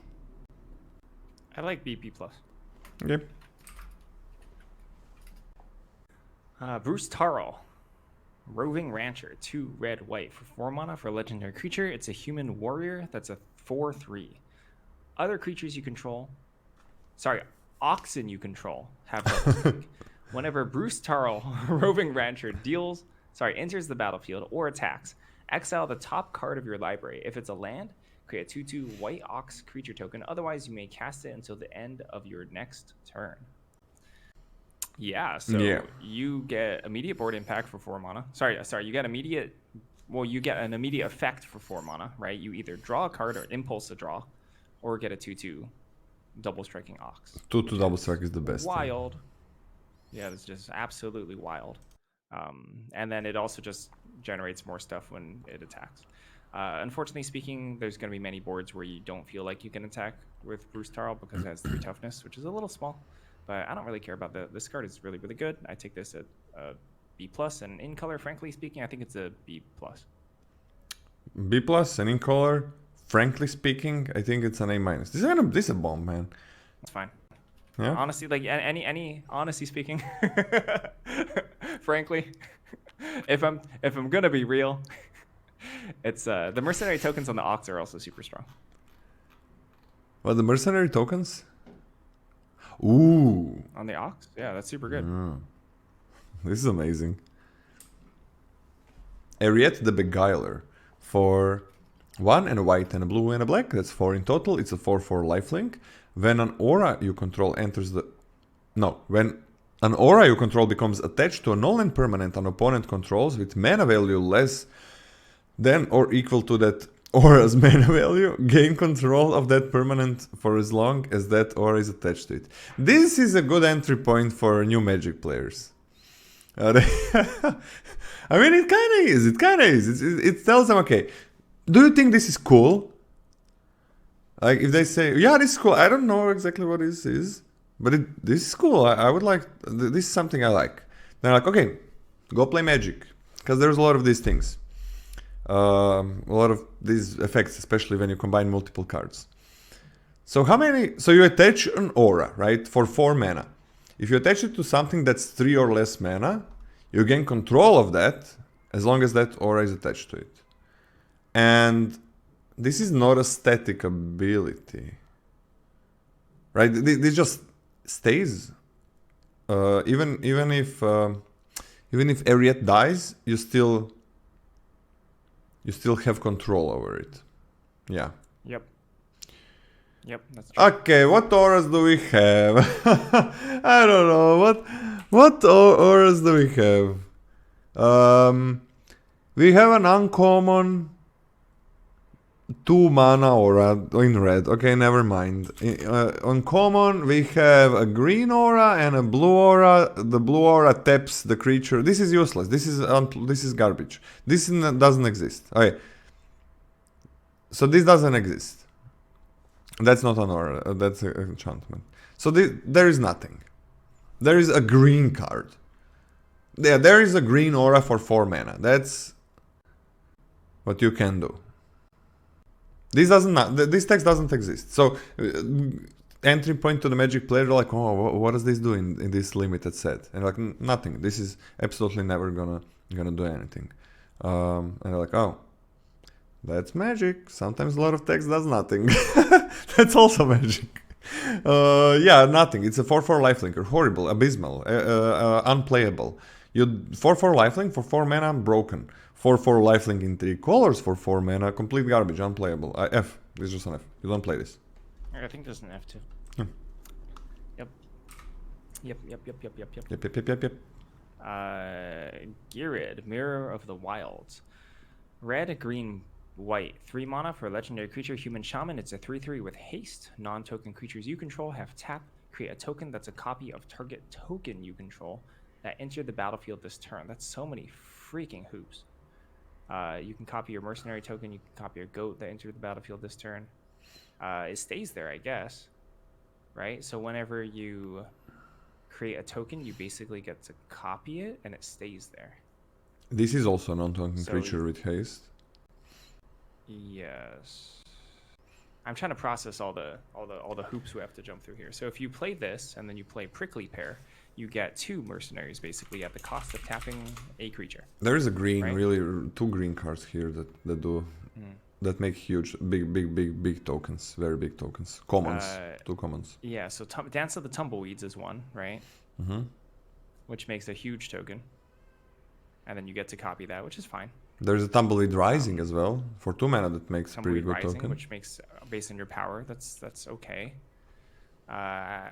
This card can do things, and it can do powerful things, and I'm taking it very lowly because I think that's a lot of hoops to jump through for a pretty reasonable payoff, and I think that all averages out for me taking this. So the thing is, if you do jump through those hoops, you're kind of in the game. Like, if you play one of those 2 green commons after this, a lot of times you win the game. You can copy it multiple times based on your creatures, right? Yeah, depending on how many non-token So if creatures you have like 2 open, that's pretty good. you have like So 3 it's not creatures. only just +1 token. You can actually just it multiplies. And I mean, not also bad. making 1/1s a lot of times is very, very, very good until you get to that. The problem is this is splash, right? So it's gonna come in pretty late. That's not the worst. I kind of like it. I kind of like it as well. because that changes it from like pretty good advantage to like I win the game advantage, Yeah. right? Yeah. So I think that actually changes the entire card for me. Let me rethink about this. I think I'm actually taking it quite highly in that case because I actually think this is pretty easy splash. The thing is, like, I'll take it as a C+. before you do that, it's garbage. It is absolute garbage. Yep. Before you do the thing. And it requires you to have some... you don't even need to have a lot of other creatures. Maybe 0 is fine a lot of times. I'm gonna be on a C, just because without that it is complete garbage. But it really can win you the game. If you have a couple of the green commons, then all of a sudden it becomes really powerful. C as an average. I'd be much higher on it. I'm gonna C. I'd be much higher on it if I really like those green commons, but I don't. Oh, interesting. I kind of like at least one of them. Okay. The Gitrog Ravenous Ride for 3 and a black and a green. It's a 6/5 trample haste. It's a mount as well. Whenever this guy deals damage, combat damage to a player, you may sacrifice a creature that settled it this turn. If you do, draw X cards. Then put up to X land cards from your hand onto the battlefield tapped, where X is the sacrificed creature's power. That's crazy. Settle one. That's kind of crazy, man. This is like a 5 mana 6/5 trample haste is amazing. It's amazing. And then like you sack some... like 3 powered creature is great to sack. 2 powered creatures is great. I say 3 powered creature, there's a lot of those I think in these colors. 3 and 4. You like draw 3-4 cards, you don't lose life. Yeah. Sure, you can ramp, why not? Whatever. Holy shit, man. And you just do that right away. Man, this is crazy. B plus and in color, like, I'm okay with an A. I think I'm taking this as an A-. I think I'm doing... It's bordering green. It's really easy to splash this. And I'm fine playing this on turn 8. This is crazy powerful. Yeah, it's bonkers. Yeah. Does require a little bit extra work, but I mean, it's great on its own as well. As the only creature in the game. You can also settle like... What? Oh no, so I was reading the next card. You can do that. Kumbal, Profiteering Mayor. A 1 white black, 3 mana total for a legendary creature, human advisor. It's a 2/4. Whenever 1 or more tokens enters the battlefield under your control, for each of them create a tapped token that's a copy of it. This ability triggers only once each turn. Whenever 1 or more tokens enter the battlefield under your control, each opponent loses 1 life and you gain 1 life. I like this a lot more than Baron Bertram Greywater. The token copy, right, specifically, I think is a little bit more powerful than always getting a 1/1 lifelinker. And then, of course, you just drain. Why is this it more card is powerful? just very, very strong, and the initial investment means that I'm not as afraid of sinking something into it and getting removed immediately, because your opponent oftentimes won't be getting that much of a mana advantage. I think this card is super duper good. I think this is like a B and B plus. Wait, why are you happier that with this ability than the 1/1 lifelinker? The first one. With the first ability. Whatever one returns. I guess it comes into play untapped. So tapped is a pretty big downside. But I mean, it does have an upside of creating like 2/2 flyers, has an upside of creating stupid tumbleweed desert things. I mean for the splashes and stuff. But when you're making a treasure, which is some cards you get gotta... a tapped treasure. Huh? You're right. I'm not that much higher. You're right. The first ability I don't think is that much better. In fact, I think it's worse because it's tapped. The cool thing is splashing make a lot of 1/1s, you know, in the Boros card with this. That is pretty cool. Because you double the spell. So it has a higher upside, but I think on average it's going to be worse. Yeah, I mean, the two combined effects, I think, make it better than the other card, and it costing 3 mana, having just 1 less power. So yeah, what do you give it? I gave it a B and a B+. Oh hey, this is under your opponent's control. Did we know that before? Oh my gosh, we can't read. None of us can read. We didn't know it together. Well, I mean, because okay, I blame Baron Bertram Greywater. Wait, did you guys get fooled? No, chat never gets fooled. You can't. Chat is immutable. Okay, chat will never be wrong. Wait, it's the opponent. Oh, I mean, it's still pretty good. Fudge. It's weird, but pretty good still. So it triggers. It drains off of your tokens. Yeah, it drains off of your tokens. It copies their tokens. It copies their tokens tapped. Yes. Okay. Worse. Yeah, pretty good. It is worse, I think. But good. Obviously, you can lock your opponent off of doing stuff, but it's better to have agency to build around your own stuff, in my opinion. Yeah. But it's still very strong. I think this is like a B minus B. Sure. Yeah.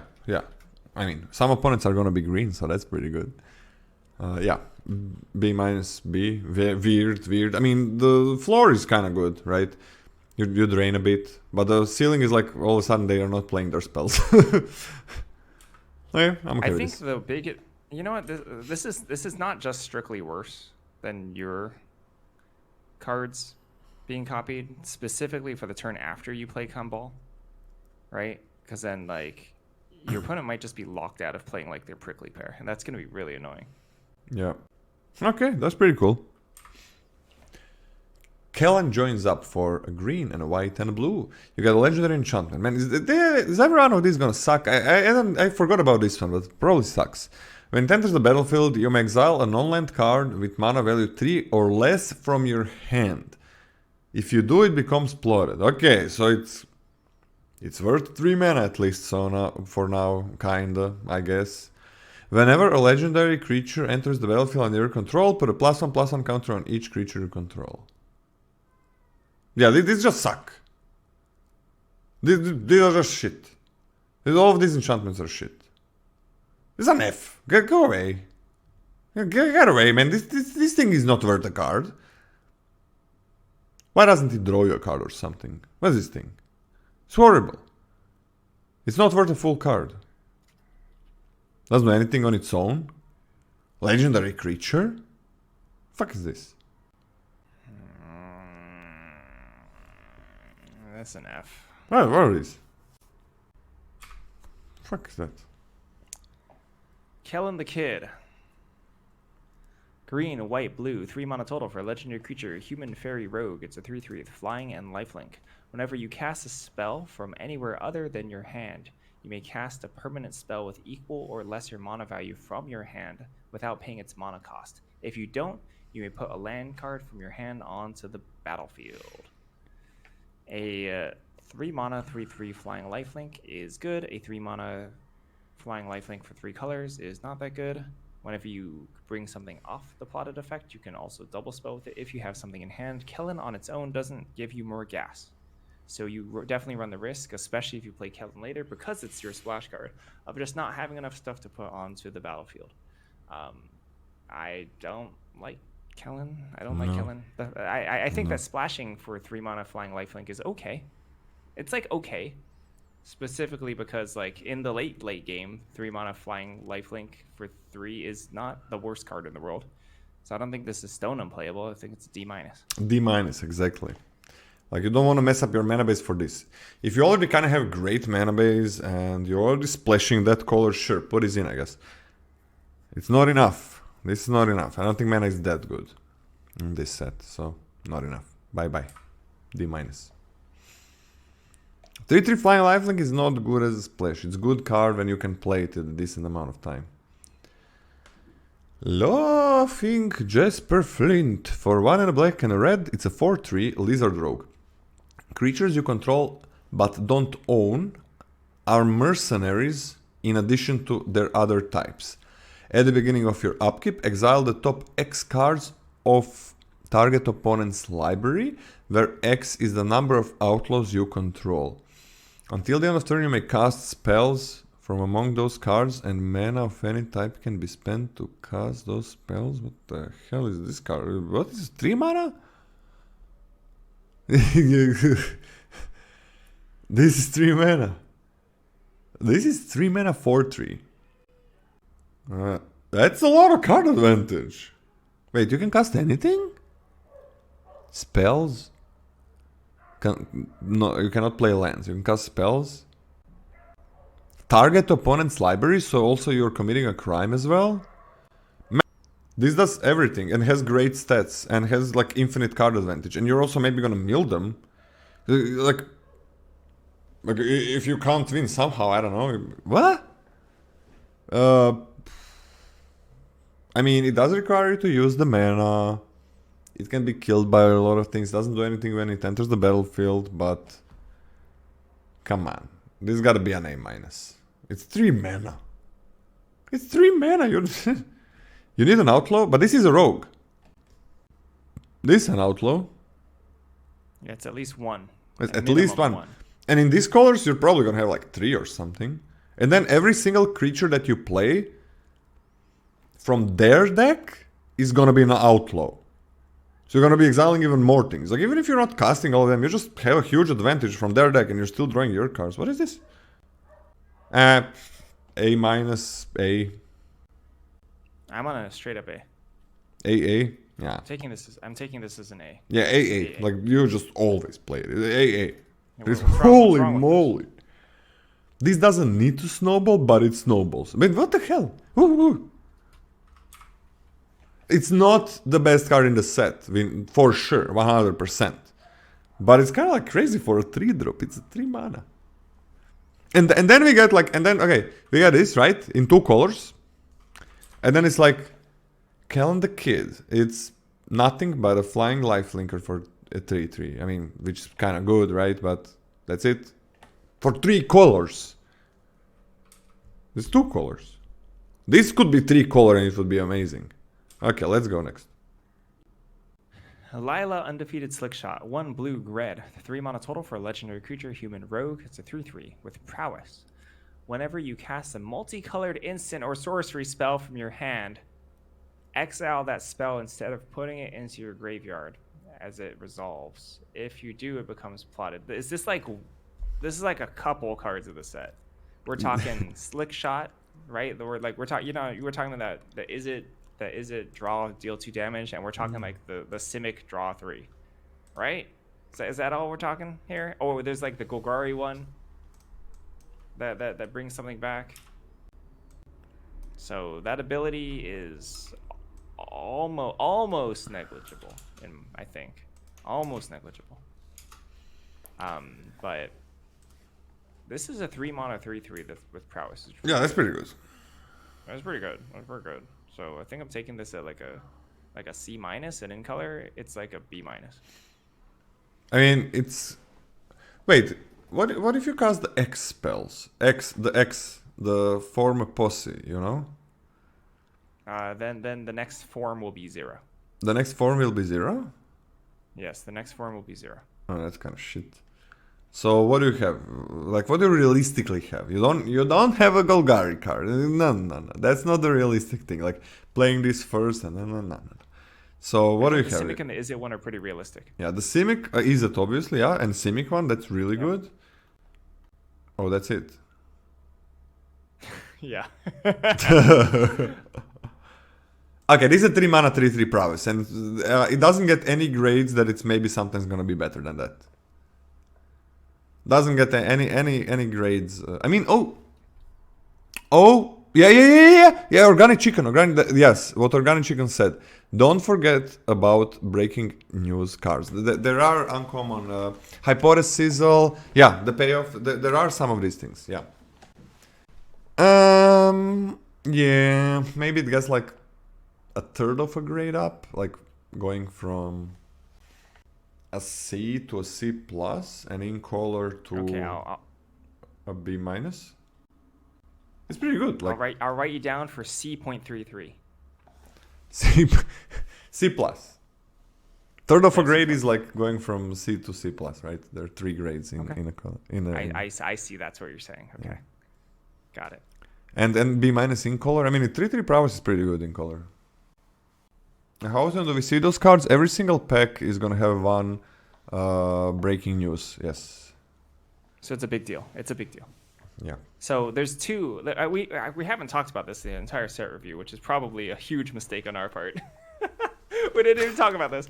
So breaking news is the bonus sheet. However, there's a second super secret bonus sheet called the Big Score, which is a sheet of 40 mythics that appear in 20% of the packs instead of a common. But there is one dedicated slot for the Big Score. You're so it's your hand motions. You're like a backup dancer. Wait, you're watching me on stream. That is horrible. That means that you're singing like 2 seconds late, so it doesn't even make sense to you. It's still distracting. But thanks for backing me up. I appreciate it. Got you, bro.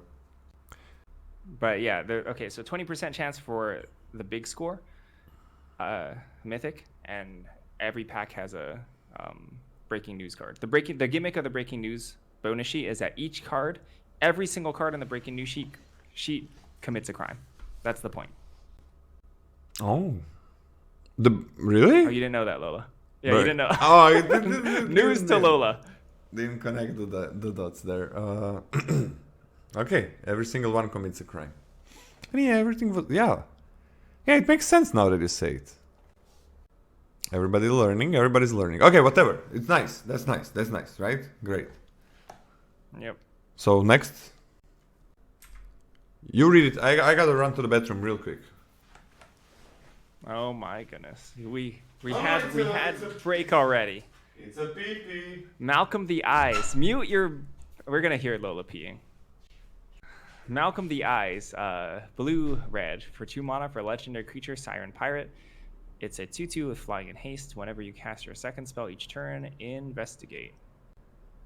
Oh, he's going to the bathroom. He's going to relieve himself, which is good because drinking water is healthy for you. Actually, I should probably. You know what? I'm leaving too. I'm just gonna wait. I forgot my water. I filled up my water and I didn't even bring it back. I'm actually gonna get more coffee. Let's see if I can beat Lola. BRB.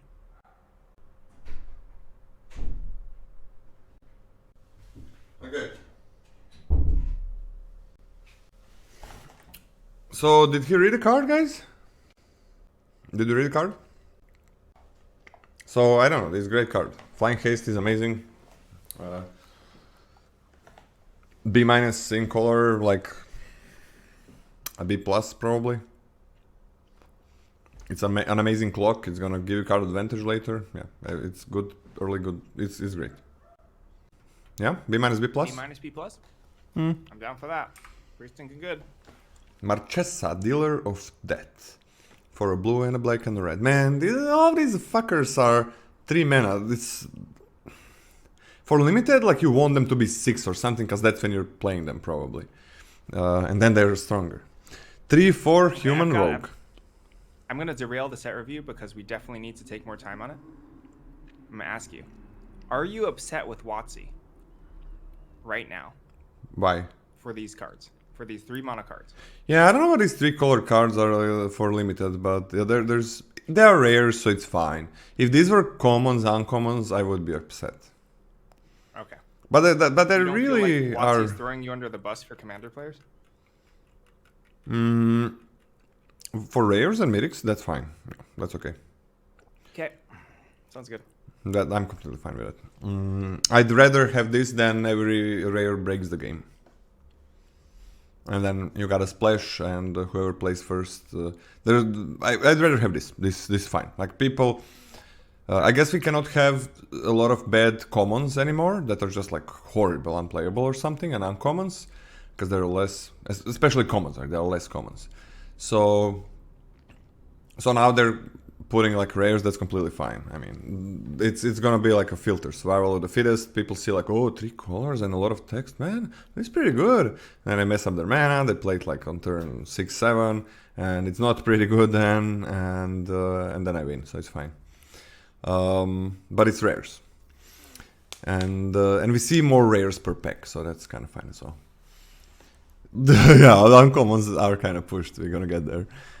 This is a legendary rogue. It's a 3/4. Whenever you commit a crime, you may pay 1. If you do, look at the top 2 cards of your library, put one of them into your hand and the other into your graveyard. I mean, that's pretty good. If you have great mana, if you have a lot of treasures, if you have a good amount of committing crimes, that is pretty good. 3/4 stat line for this mana is horrible. It is really, really bad. Yeah. I don't know. It's it's 3 mana card that is really bad until you do the work with other cards for it. So I don't know. Not big on this one. I'm on D+. Ooh, I'm quite a bit higher. No. Quite a bit higher. Because I think this is a fine splash, and I think that Grixis naturally lends itself to being the quote-unquote crime deck. That being said, I'm taking it as C. I think it's totally fine. Like if I see this, and I'm like, I have a couple of crime-leaning cards, and I see this like pick 4, I'm like, all right, you know, I'll take this over like another mediocre card in another type of strategy. Yeah, that is true. So I'm fine with that. C for me. C- for me. All right, I don't think it's gonna be C-, but I mean, I actually think it is gonna be C-. I wouldn't give it that great, but I think it can only go down from there. Okay. Obeka. Let's talk about Obeka, Splitter of Seconds. 1 blue, black, red, 4 mana total for a legendary creature, Ogre Warlock. It's a 2/5 with Menace.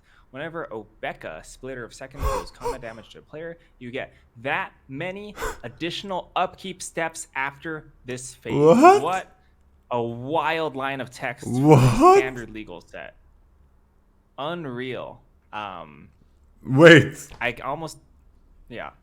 So if this hits the opponent, you get at minimum 2 additional upkeep steps. This is the weirdest thing I have seen in a while in Magic. Yeah, this is very bizarre. Okay, let's clarify rules. So this is old card Paradox Haze.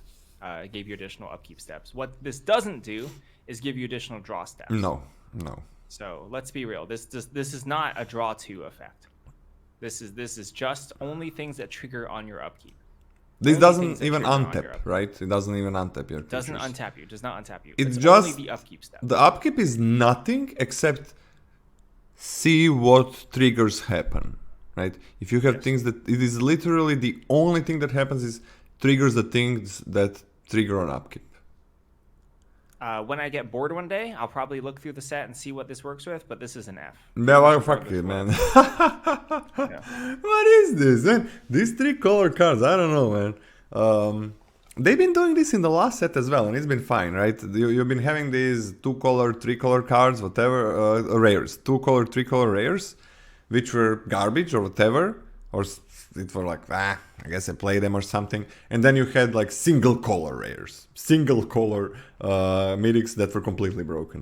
Weird stuff. It was just very weird stuff. Yeah, F, don't play this, guys. I mean, play it. Play it. If you're gonna queue at the same time as me and be on the similar rank. Oko the ringleader. Look at him. Still rocking the abs. I would like to see like the Oko go through like a long process and a lot of characterization, and he just like starts to beef up and then starts to eat too much and just becomes a slob and stops being Simic and goes into like black and green for starters. So yeah, hopefully that happens, because he's giving me like problems with my ego. For 2 and a green, that last part, no, I think. For 2 green blue, it's a Planeswalker with 3 loyalty. At the beginning of combat on your turn, this guy becomes a copy of up to 1 target creature you control until the end of turn. Except he has hexproof. So it's a triggered ability, okay. But when he becomes the creature, it's gonna have hexproof right away. Alright, so they cannot remove it like that. For +1, draw 2 cards. If you have committed a crime this turn, discard a card. Otherwise, discard 2 cards. Okay. For -1, create a 3/3 green elf creature token. Okay. For -5, for each other non-land permanent you control, create a token that's a copy of that permanent. Wait, so if you +1/+1 and -5, you win the game? Wait, usually we get... But the thing is he's not defending himself for plus, I guess. Usually -5, usually you don't have to like +1 2 times to win the game. And it's like on a 6 mana planeswalker. So on a 4 mana planeswalker, +1/+1 which doesn't defend itself, just lets you either draw or loot, depending if you committed a crime. And then -5 wins the game. Okay, that's like one thing you can do, but let's be real, like not gonna happen all the time. Yeah, he becomes a copy of target creature you control, you have a turn, except he has hexproof. He loses the abilities, right? He loses the planeswalker he abilities. loses the abilities, yeah. Yeah, because it's a copy. He loses the abilities. We had Sarkam, which... No, we had something, I forgot which... we had Sarkam in War of the Spark, which made your other planeswalkers into dragons, but those planeswalkers could still use their loyalty abilities because they were not copies of other creatures. When it becomes copy, it's nothing else, it's just a copy.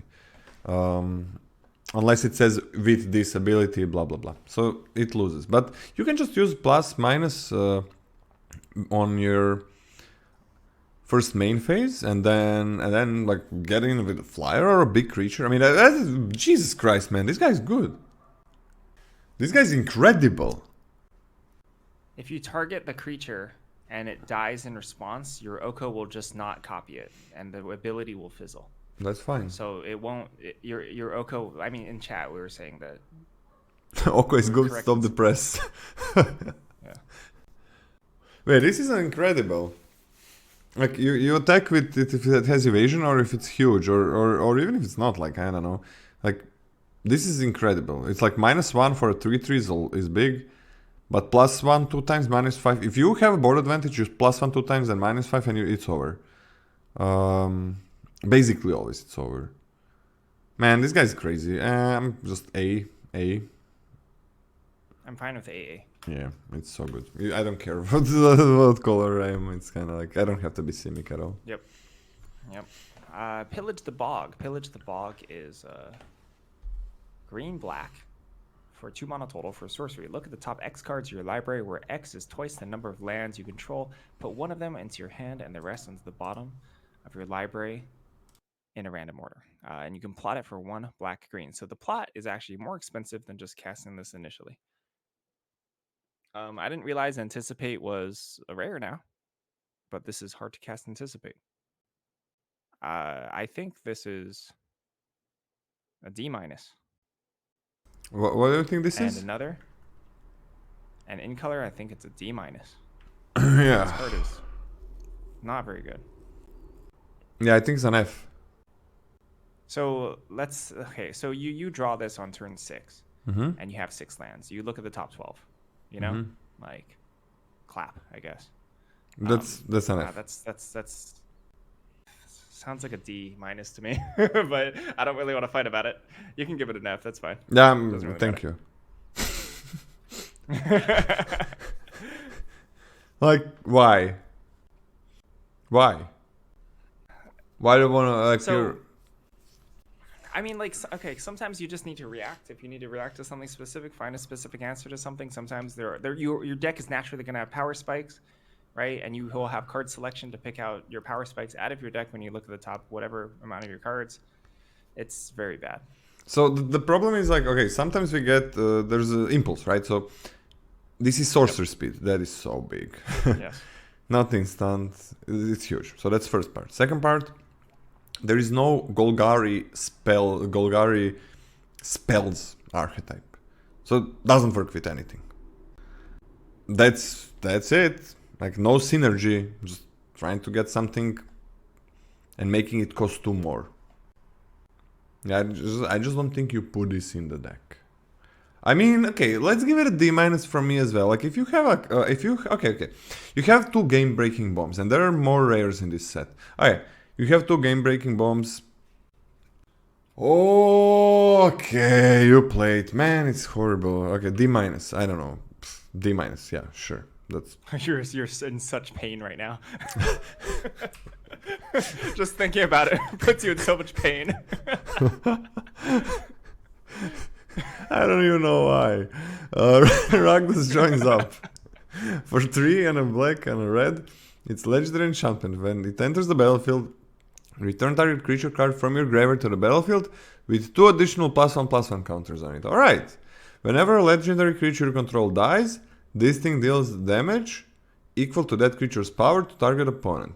Okay. Okay, so this is the natural way of designing cards, right? You have 3 color cards join up, right? The enchantments. Unplayable, right? And then remove 1 color, make it easier to cast, make it pretty good, right? Imagine if this was monocolored, probably an A+. What is happening here? I'm losing my mind. What is happening? Why do we get better cards when we remove colors? How does that work? I'm used to certain... color identity. What? It's for color identity, isn't it? For color identity? What? 2 colors make it better than 3 colors? 1 color makes it even better than 2 colors? No, 3 colors is better than 2 colors because of color identity. What are you talking about? Do you even know what color identity is? What? Like blue has counter spells. Oh, that's so funny. What is color identity? I love that. I love that about you. You're just completely disconnected from that side of Magic. All You're right, that's fine. That. No, it's fine. It's fine. It's just funny. I find it funny. I'm used to certain way of thinking, and this has never happened before. This is not new. Oh, for color identity. Okay, I don't play it. My brother basically only plays Commander, so yeah, I guess I don't play it at all. Jesus Christ, man, his Commander decks. Oh my God, he has all of my savings in his decks. Dang, man, what a self-own. You're doing okay, man? Yeah, I'm very happy with okay, my savings. I'm very happy. What? Why? I mean, come on. I'm not even thinking about a card.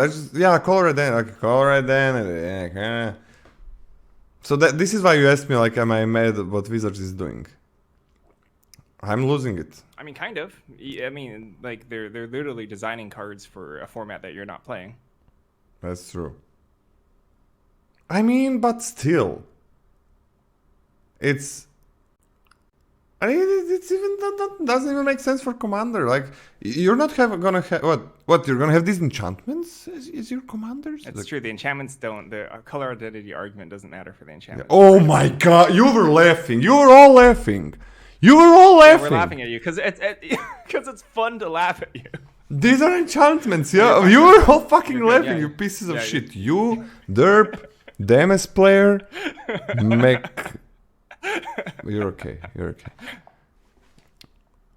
So, okay, what the fuck is happening? It's not color identity. It doesn't make sense for Commander as well. What is happening? This card is kind of good. It's okay. It's pretty good. Why not? I don't know. Out of color. Okay, maybe I'm spending too much because I don't know. It's weird. Next card is gonna be 1 color. No, we're going multicolor. No, it's not gonna be 1 color. Okay. There's gonna be more bombs in a single color. Like, that's for sure gonna happen. Okay. Tell me the grades, Cody. I'm not thinking about it. It's a good card. This card's fine. Yeah. Honestly, like I think it's pretty reasonable. I'd probably take this at a C+. And in color, I think it's like a B-. Yeah, C+, B- seems fine. And like, if you have a legendaries, it's fine without them. Like, it's pretty damn good without them, right? Your 2-drops, 3-drops are you're super happy getting in the deck. So the condition of having a 5-drop in your graveyard, now you just need a 2-drop or a 3-drop. Pretty good if you have a 5-drop. And you're probably gonna have some legendaries, maybe 1 or 2 or something, and I don't know, maybe you're gonna have 1. If you have 1, you're doing it. You're doing it really, really well. So, a good card. What the fuck, man? Rakdos the Muscle, 2 black, black, red for 5 mana total. It's a legendary creature. It's a demon mercenary. It's a 6/5 with flying and trample. Whenever you sacrifice another creature, exile cards equal to its mana value from the top of target player's library. Until your next end step, you may play those cards, and mana of any type can be spent to cast those spells. You can sacrifice a creature. Rakdos the Muscle gains indestructible until end of turn. Tap it. Activate only once each turn. Whoa. Why does this card have no flavor text? Yeah, so this is some wild business. So it's take away the middle paragraph even. It's a 5 mana 6/5 that you just can't kill unless you exile it or tap it down or something. Yeah, no mana you don't need to use mana. It just doesn't die in combat. Yeah. You know, you just sack something and then it's freaking wet. And then after that, right, you just draw cards whenever you protect it. You just draw cards. You can also mill the opponent. Yeah, if you sack your board, yeah, you can just full on. What is that artifact? Altar of Dementia or something. Yeah. From Modern Horizons, right? Yeah, just freaking mill out your opponent if, like, you know, you have a big enough board. Like that's probably the worst part about it, but you can. Yeah, it does that as well. You can. I think that this is like an A-.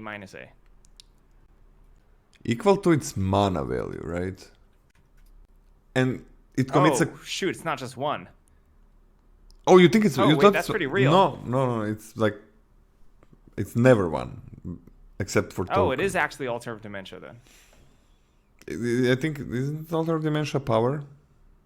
It's whatever. Whatever. It's like something like that. Yeah, sure. But it's also 6/5 flying trample that doesn't die.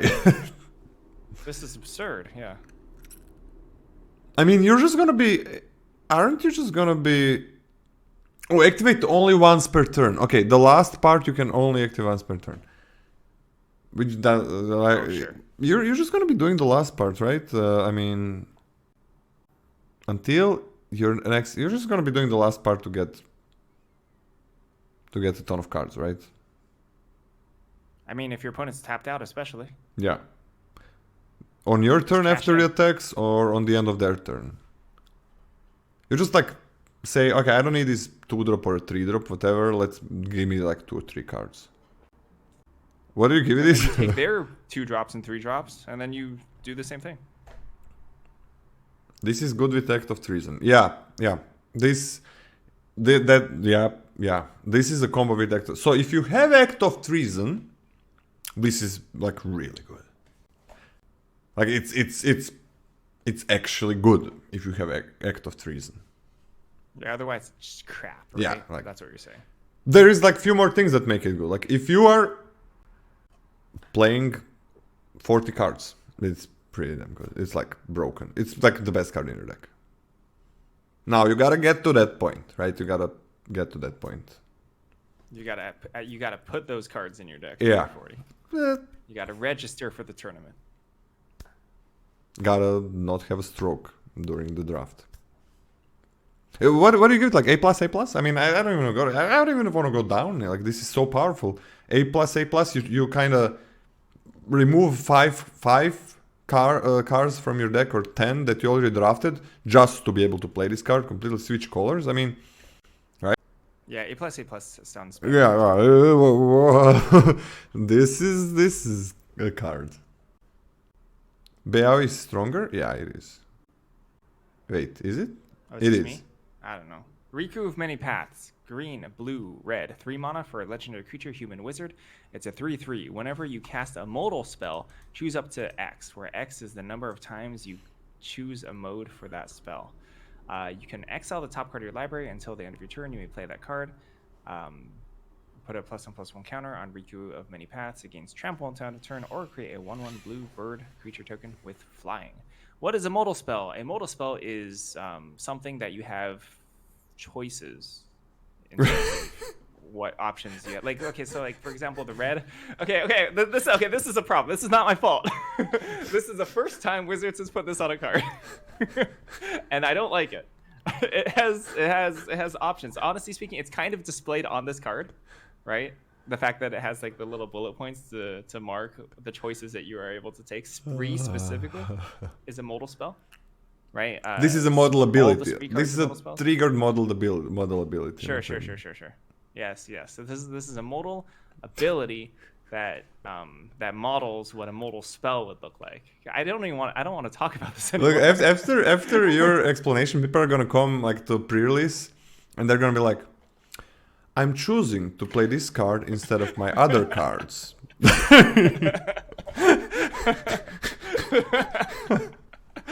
Oh yeah, I have 7 cards in my hand, and I chose to cast this one. That means I'm modeling with 7 choices. Yeah, great. So Fantastic. I don't want to think about this.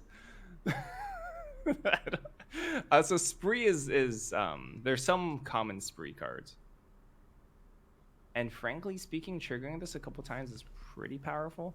But then again, I don't think there's no spree deck. You're not gonna get like a critical mass of this, and otherwise this is a card you have to splash, and it's 3 mana 3/3. I don't think this is particularly great. I think this is like a D-.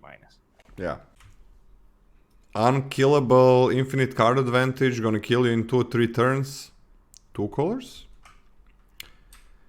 You don't want it in 3 colors. You don't really want it in your deck. Oh, what if it was 2 colors? You don't really care about this. If it was 2 colors. I'm kind of interested in 2 colors. Yeah, kind of interested. It's like maybe it's gonna be okay in my deck. 3 mana 3/3 because at least. you got the removal, 4 damage artifact removal, and then you also have the tumbleweeds and stuff. Yeah, like sometimes it's gonna do something. I mean, what do you give this? D-. This card sucks. Yeah, I'm on an F. It's okay, D-. I mean, because you gotta play this. It's your splash, and you gotta play this before you're doing the model thing. And then what is the reward? Like you get a stupid 3/3, and then it's a 4/4. You get a 1/1, and you get another card, which is a pretty great reward. I guess D- then. It's a pretty great reward, but such a bad floor. We get to removing a color, right? We are removing the color now, which makes it easier to cast, easier to splash. Let's see. 3 Savant, Roxanne, 3 mana, and red and green. It's a 4/3. Okay, that's pretty bad for a 5-drop.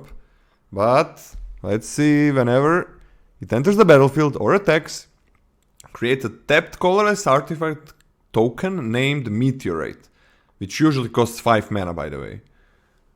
When this thing enters the battlefield, it deals 2 damage to any target, and it also taps for 1 mana of any color.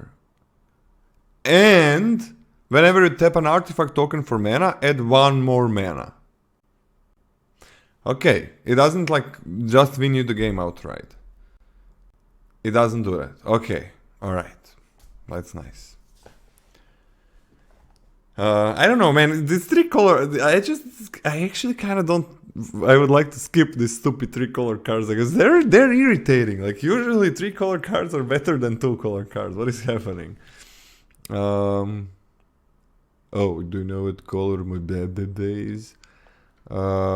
This is pretty good, yeah. I mean, you're gonna ramp, you're gonna splash for anything, you kill something, and you can do it again. Yeah, this is pretty fucking good. Not a bomb, I think. I think it's like... It is a 5-drop.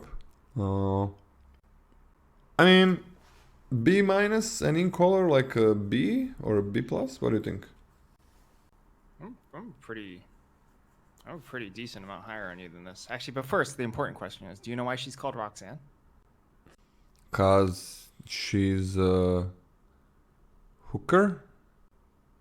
Alright, that's not where I thought you'd go with that. She makes rocks was the correct answer. It's because she makes rocks. I mean, isn't that what hooker does? I don't even know how to respond to this. I'm trying to yes and this improv here, and I don't even know what to say to that. Just being real. All right. Okay. All right. I have no clue. Is that part of the song? Okay. I actually don't know the original song. So my bad. I was not knowledgeable enough. Anyway, I think this card is really close to a bomb. I would give this a B+. And in color, I think it's a B+. I think I'm super happy to splash this. Oh, let's go in color. I actually think that the power of untapping with this is actually really, really good, and just being able to kind of do whatever you want with the rest of your mana. Yeah. Yeah, I mean, it's pretty good. It's not Flame Tankao, like somebody said. Like, Flame Tankao kills almost anything, and it's 4 mana. Including itself. And it's not 2 colors. So yeah, it's like less damage. Ramp matters less later. But it can do it again, but then 4-3 doesn't attack that well later on. I can go to a B+ in color. I think that's okay. This is just. Are you on a B normally? You're still B-. I kind of thought this was completely broken. I remember it wrongly. It's not completely broken. A B-, yeah, and I can go to your B+ in color. Okay. It's pretty good, but doesn't Gruul is a treasure color for the most part, and it doubles treasures. Yeah, how much do you need that after 5 mana? I don't think you need it much. Especially when you're making these like meteorites that tap for 2. Okay, I was kind of reading this. I was reading the Roxanne like it's gonna be the best thing ever, because I remember thinking that it's amazing before, but then it's actually kind of fine. It's pretty good. I don't think it's a B+ in color. I think it's like a B. I think we're gonna go down on both grades pretty soon. But yeah, man, what if they were thinking about all of these things and then rhyming it with green? What if somebody's like, yeah.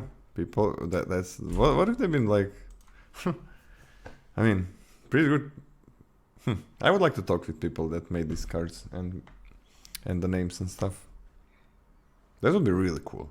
Like, yeah, or like, what the fuck? Oh, I wish I was thinking that. I think the answer all the times would be, yeah. We were having a lot of fun. I don't understand the last 20 seconds of you saying words. What are you talking about? I mean, the Roxanne, we went through it, and then there was the Gruul uncommon. What's the name? Oh, okay, I see. What's the name? It's becoming clearer to me now. Okay. She said those cards have cool names. It's not just names, like it rhymed with green. Come on, Scotty, read the next card. You'll be fascinated by what rappers do. Satoru the Infiltrator, blue-black for 2 mana total for a legendary creature, human ninja rogue, 2/3 with menace. Whenever Satoru and or one or more other non-token creatures enter the battlefield under your control, if none of them were cast or no mana was spent to cast them, draw a card. Okay, so this works with plot, right? Plot, yeah. This is worded in a very cumbersome way to work with other cards outside of the set. I understand. Like Ninjutsu. No, you can also... Right? You can also get them from the graveyard, right? Yeah, sure. You can also raise dead them, right? Reanimate them. Mm-hmm. Got it. But mainly, it's going to be working with plot stuff. This is okay. I think this is actually fine. Does it commit crimes? It doesn't commit crimes. Just draws cards, right? I'm not taking this particularly highly. I'm probably taking this at like a C-, but in color it's like a C+. This one is not gonna enter that way, right? It's never, unless you reanimate it. Yeah. Yeah. In this set, but it's like a 2/3 menace. There are like three commons in these colors. I mean, it's 2/3 menace. It's pretty good. I'm a C+, and in color B. Dang, that's like super freaking high. Oh, B minus then? I think it's B minus is okay. B minus fine. Okay. Cool creature that can draw you some cards, I guess. It's nothing special. It does require the work.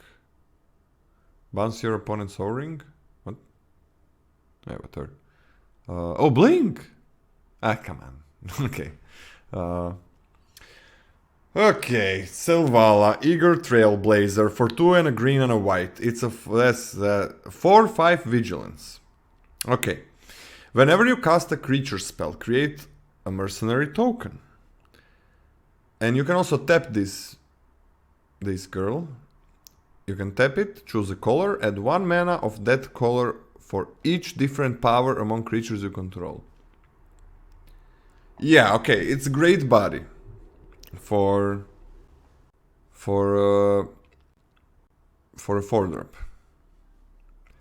I had some unclean things in my head. And 4/5 vigilance is pretty good. It can also tap during the attacks or after the attacks, and every creature is gonna be getting 1/1s. Is gonna be like every creature after you play this one. Every single creature that you get, that you play, is broken. It doesn't straight up win you the game, but add the 1/1 to every creature. Like after you play this, your whole deck is broken. Like every 2-drop, 3-drop, 4-drop, 5-drop, 6-drop is broken because it add 1/1 to basically anything that you're playing, and it's just incredible. And it's gonna ramp you, so next turn you just play everything basically. Yeah, great. This is so good. Okay. Like I think you splash this if your mana is pretty damn good, because in late game this is kind of it's okay. It's nice. But you really want to play it early, then it's completely broken. I'm on A minus and A in color. That's exactly my grade as well. Very, very, very good. It's very good. Seraphic? What? Seraphic Steed? Seraphic. Green, white, 2 mana total for a creature unicorn mount. It's a 2/2 with first strike and lifelink. Whenever Seraphic Steed attacks while saddled, create a 3/3 white angel creature token with flying. Has saddle 4. Unfortunately speaking, there's some ways to activate this on turn 3, but not too many. There's some 4/2s in the format. No, there's some, right? Okay amount, I think. Yeah. You can also add power onto this, use combat tricks with this, survives in combat, and the moment you get a single activation on it, that is bonkers. Yeah, that's pretty good. Pretty bonkers. It's pretty freaking bonkers. Like even if this dies, it's pretty good, no?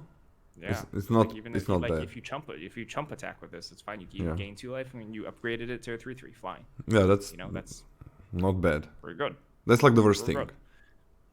Honestly speaking, and like you could play this as a 2-drop and have no text on it, and it's pretty good. it's a 2/2 first strike lifelink for 2 mana. Pretty strong. I'd probably take this at a B minus, and in color, I think it's a B plus. I'm just trying to see. 1 second. Like 3 drops. Do we have? How many 3 drops do we have in white green that have power? There's only one common 3 drop that has power 4/2, and it's green. And it's green, right? Yeah. Kind of whatever, but it's okay because it's a mount. So not that many, but the card is great. Like I'm taking it as a B, and in color it's a B plus, I think. It's like early game it completely takes over the game, and like just first strike lifelink is amazing without any extra effect, but it does have extra effect. Sounds good. There's a Celestia rare 4/2 for 3. Oh, come on, man. What the hell? The usual 3 drop in your deck, huh? Taiva perfect shot. For a red and a white. This is like from Star Wars, this name. It's a 2/3. This one is weird. Alright. Whenever a source you control deals non-combat damage to a creature equal to that creature's toughness, draw a card. For X and a tap, if a source you control would deal, again, non-combat damage to a permanent or a player, this turn, it deals that much damage plus X instead. Weird. This is weird. I guess sometimes you're gonna draw a card. I don't think you're gonna draw it that many times, but there is, I mean, there is, so you want, the way you draw cards is you kill things with, like, opponent has a 2-3, you deal 3 damage to it, you draw a card. But I think the main thing here is just, like, fuck them up in the face with the 1-3 red creature. For 1 mana, it deals 1, and a tap, it deals 1 damage to face. And you pay X and tap this, and you get Fireball every turn. Yeah, or you play a land, and you get a Fireball just from playing a desert. So that's kind of good. Like, this thing, it's a 2-3. That's for starters, and you're just gonna be killing them at one point very quickly. This has to get answered, I think. It's too scary, and it's a 2-drop. Sure, it requires work, but I love this card. I'm gonna give it. It's specific, but it's like a common card, which gets you crimes, and a land. I'm gonna C+, and a B in color, just because that's just like fiber. You fireball them 2 times, you win after a couple of attacks. I think the dream is very real here. I don't even think it's really a dream. I think it's just It's not a dream. It's not a dream. Yeah, it's not a dream, but I'm still taking it as a C, a little bit lower, but good card. Sure. Lola left. Lola's gone. Goodbye, Lola. No. Vraska joins up. Lola here. Vraska joins up. Green-black for 2 mana for a legendary enchantment. When Vraska joins up, enters the battlefield, put a death touch counter on each creature you control. Whenever a legendary creature you control deals combat damage to a player, draw a card. This one's spicy in terms of this one's spicy in terms of it's not like obviously bad, you know, and obviously unplayable. Yeah. I think this card does something. I don't think it's something I'm willing to go out of my way for, particularly in terms of like, hey, this draws me into a Golgari. Death touch counter on each of your creatures is not nothing. That's somewhat okay. Is it worth an entire card? No. If you have even one connection of this, especially the turn it enters the battlefield, that's pretty good. And then it obviously just draws more from there. You don't even lose life when you draw cards with this. You just straight up draw those cards. So it's kind of nice. There's like some dream scenarios here, like with double strike and first strike, even though these colors don't really often have those. So you have to probably delve into other colors for that. Overall, I don't think it's very good. I think I'm taking this at like a D-, but in color, I think it's like a D+. Yeah, there's like in black you have like 1 or 2 cards that create mercenaries in common. D+. Turning those into like little death touchers is pretty good. Hired poisoners or whatever. I don't know, man. I really hate the card that just gives death touch counters on your things. It seems so bad. I would rather play like a creature like this. So you want to play this in super late game usually. I mean, I would rather put any 5-drop or 6-drop. I think this is unplayable. I think it's an F. I think just unplayable in any deck. I can't think of a... There's so many commons that you're gonna have in your sideboard that you play over this, so I don't see how it makes the cut. Vraska the Silencer for 1 and a black and a green. It's a death touch creature. That's a 3/3. Whenever a non-token creature an opponent controls dies, you may pay 1. If you do, return that card to the battlefield tapped under your control. But it's a treasure artifact with... It's a treasure. And it loses every other type. So you get the effects from creatures. You don't get a death effects, right? Because it's not dying. Like, treasures cannot die. They can only go to the graveyard. I'm correct with that. That's not obvious on its face. Sorry, what? Yeah, that's a good point. That's not obvious on its face. But any steady abilities, anything like any activated trigger abilities, and I think there is a good amount in this set. And you also get ETBs. All of that seems really nice. Really, really nice. I think there is a really good amount of ETBs in this set, and just the abilities.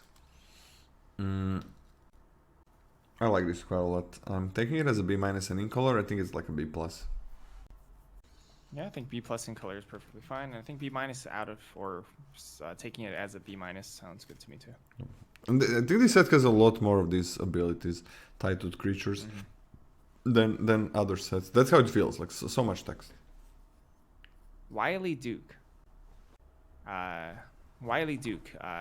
Hero. 1 green white 3 mana total for a legendary creature, human ranger. It's a 4/2 with vigilance. Whenever Wily Duke becomes tapped, you gain 1 life and draw a card. Very awkward. The fact that you can't trigger this based on attacking. This is only specifically when you mount things. But this is not difficult to find something to mount. Not difficult. There's a lot of mounts. There's a lot of mounts, and the payoff for doing this is quite good. I mean, as I was saying before, with the Congregation Gryph, like one issue with mounting things is that you leave your shields down a little bit, so like racing can sometimes get a little dicey because you have less blockers, but you gaining life actually helps offset that a pretty decent amount. I think this card is very strong in color. I think I'd speculate this on a B, and I think in color is like a B+. The one thing about mount is you can play a mount creature. So about settle is like you can play a mount creature and you can settle right away. Sure, you cannot attack with it because it has summoning sickness, but you can play a 4-drop mount and settle this. Of course, it's great when you have a 2-drop mount, but if you don't, on turn 4, you can do that and start tapping this for life gain and draw cards. I think that's gonna be very easy to forget because it's basically never relevant. But for this guy, it's pretty important, right? You don't need to have a mount in play before you play it. That is really powerful. Like that one life is kind of huge on this one. Yeah, I like this a lot. I'm gonna be taking this as a B- and in color. I mean, in color, man, I think in color this is like a B+. Sorry, did you say B-? That you're taking it as a B-? Yeah, and in color, Okay. I think it's a B+. Okay. All right, we are done with multicolored. Okay, so the question now is, do we want to go fully into white? I vote that we continue tomorrow because we started a little bit later today.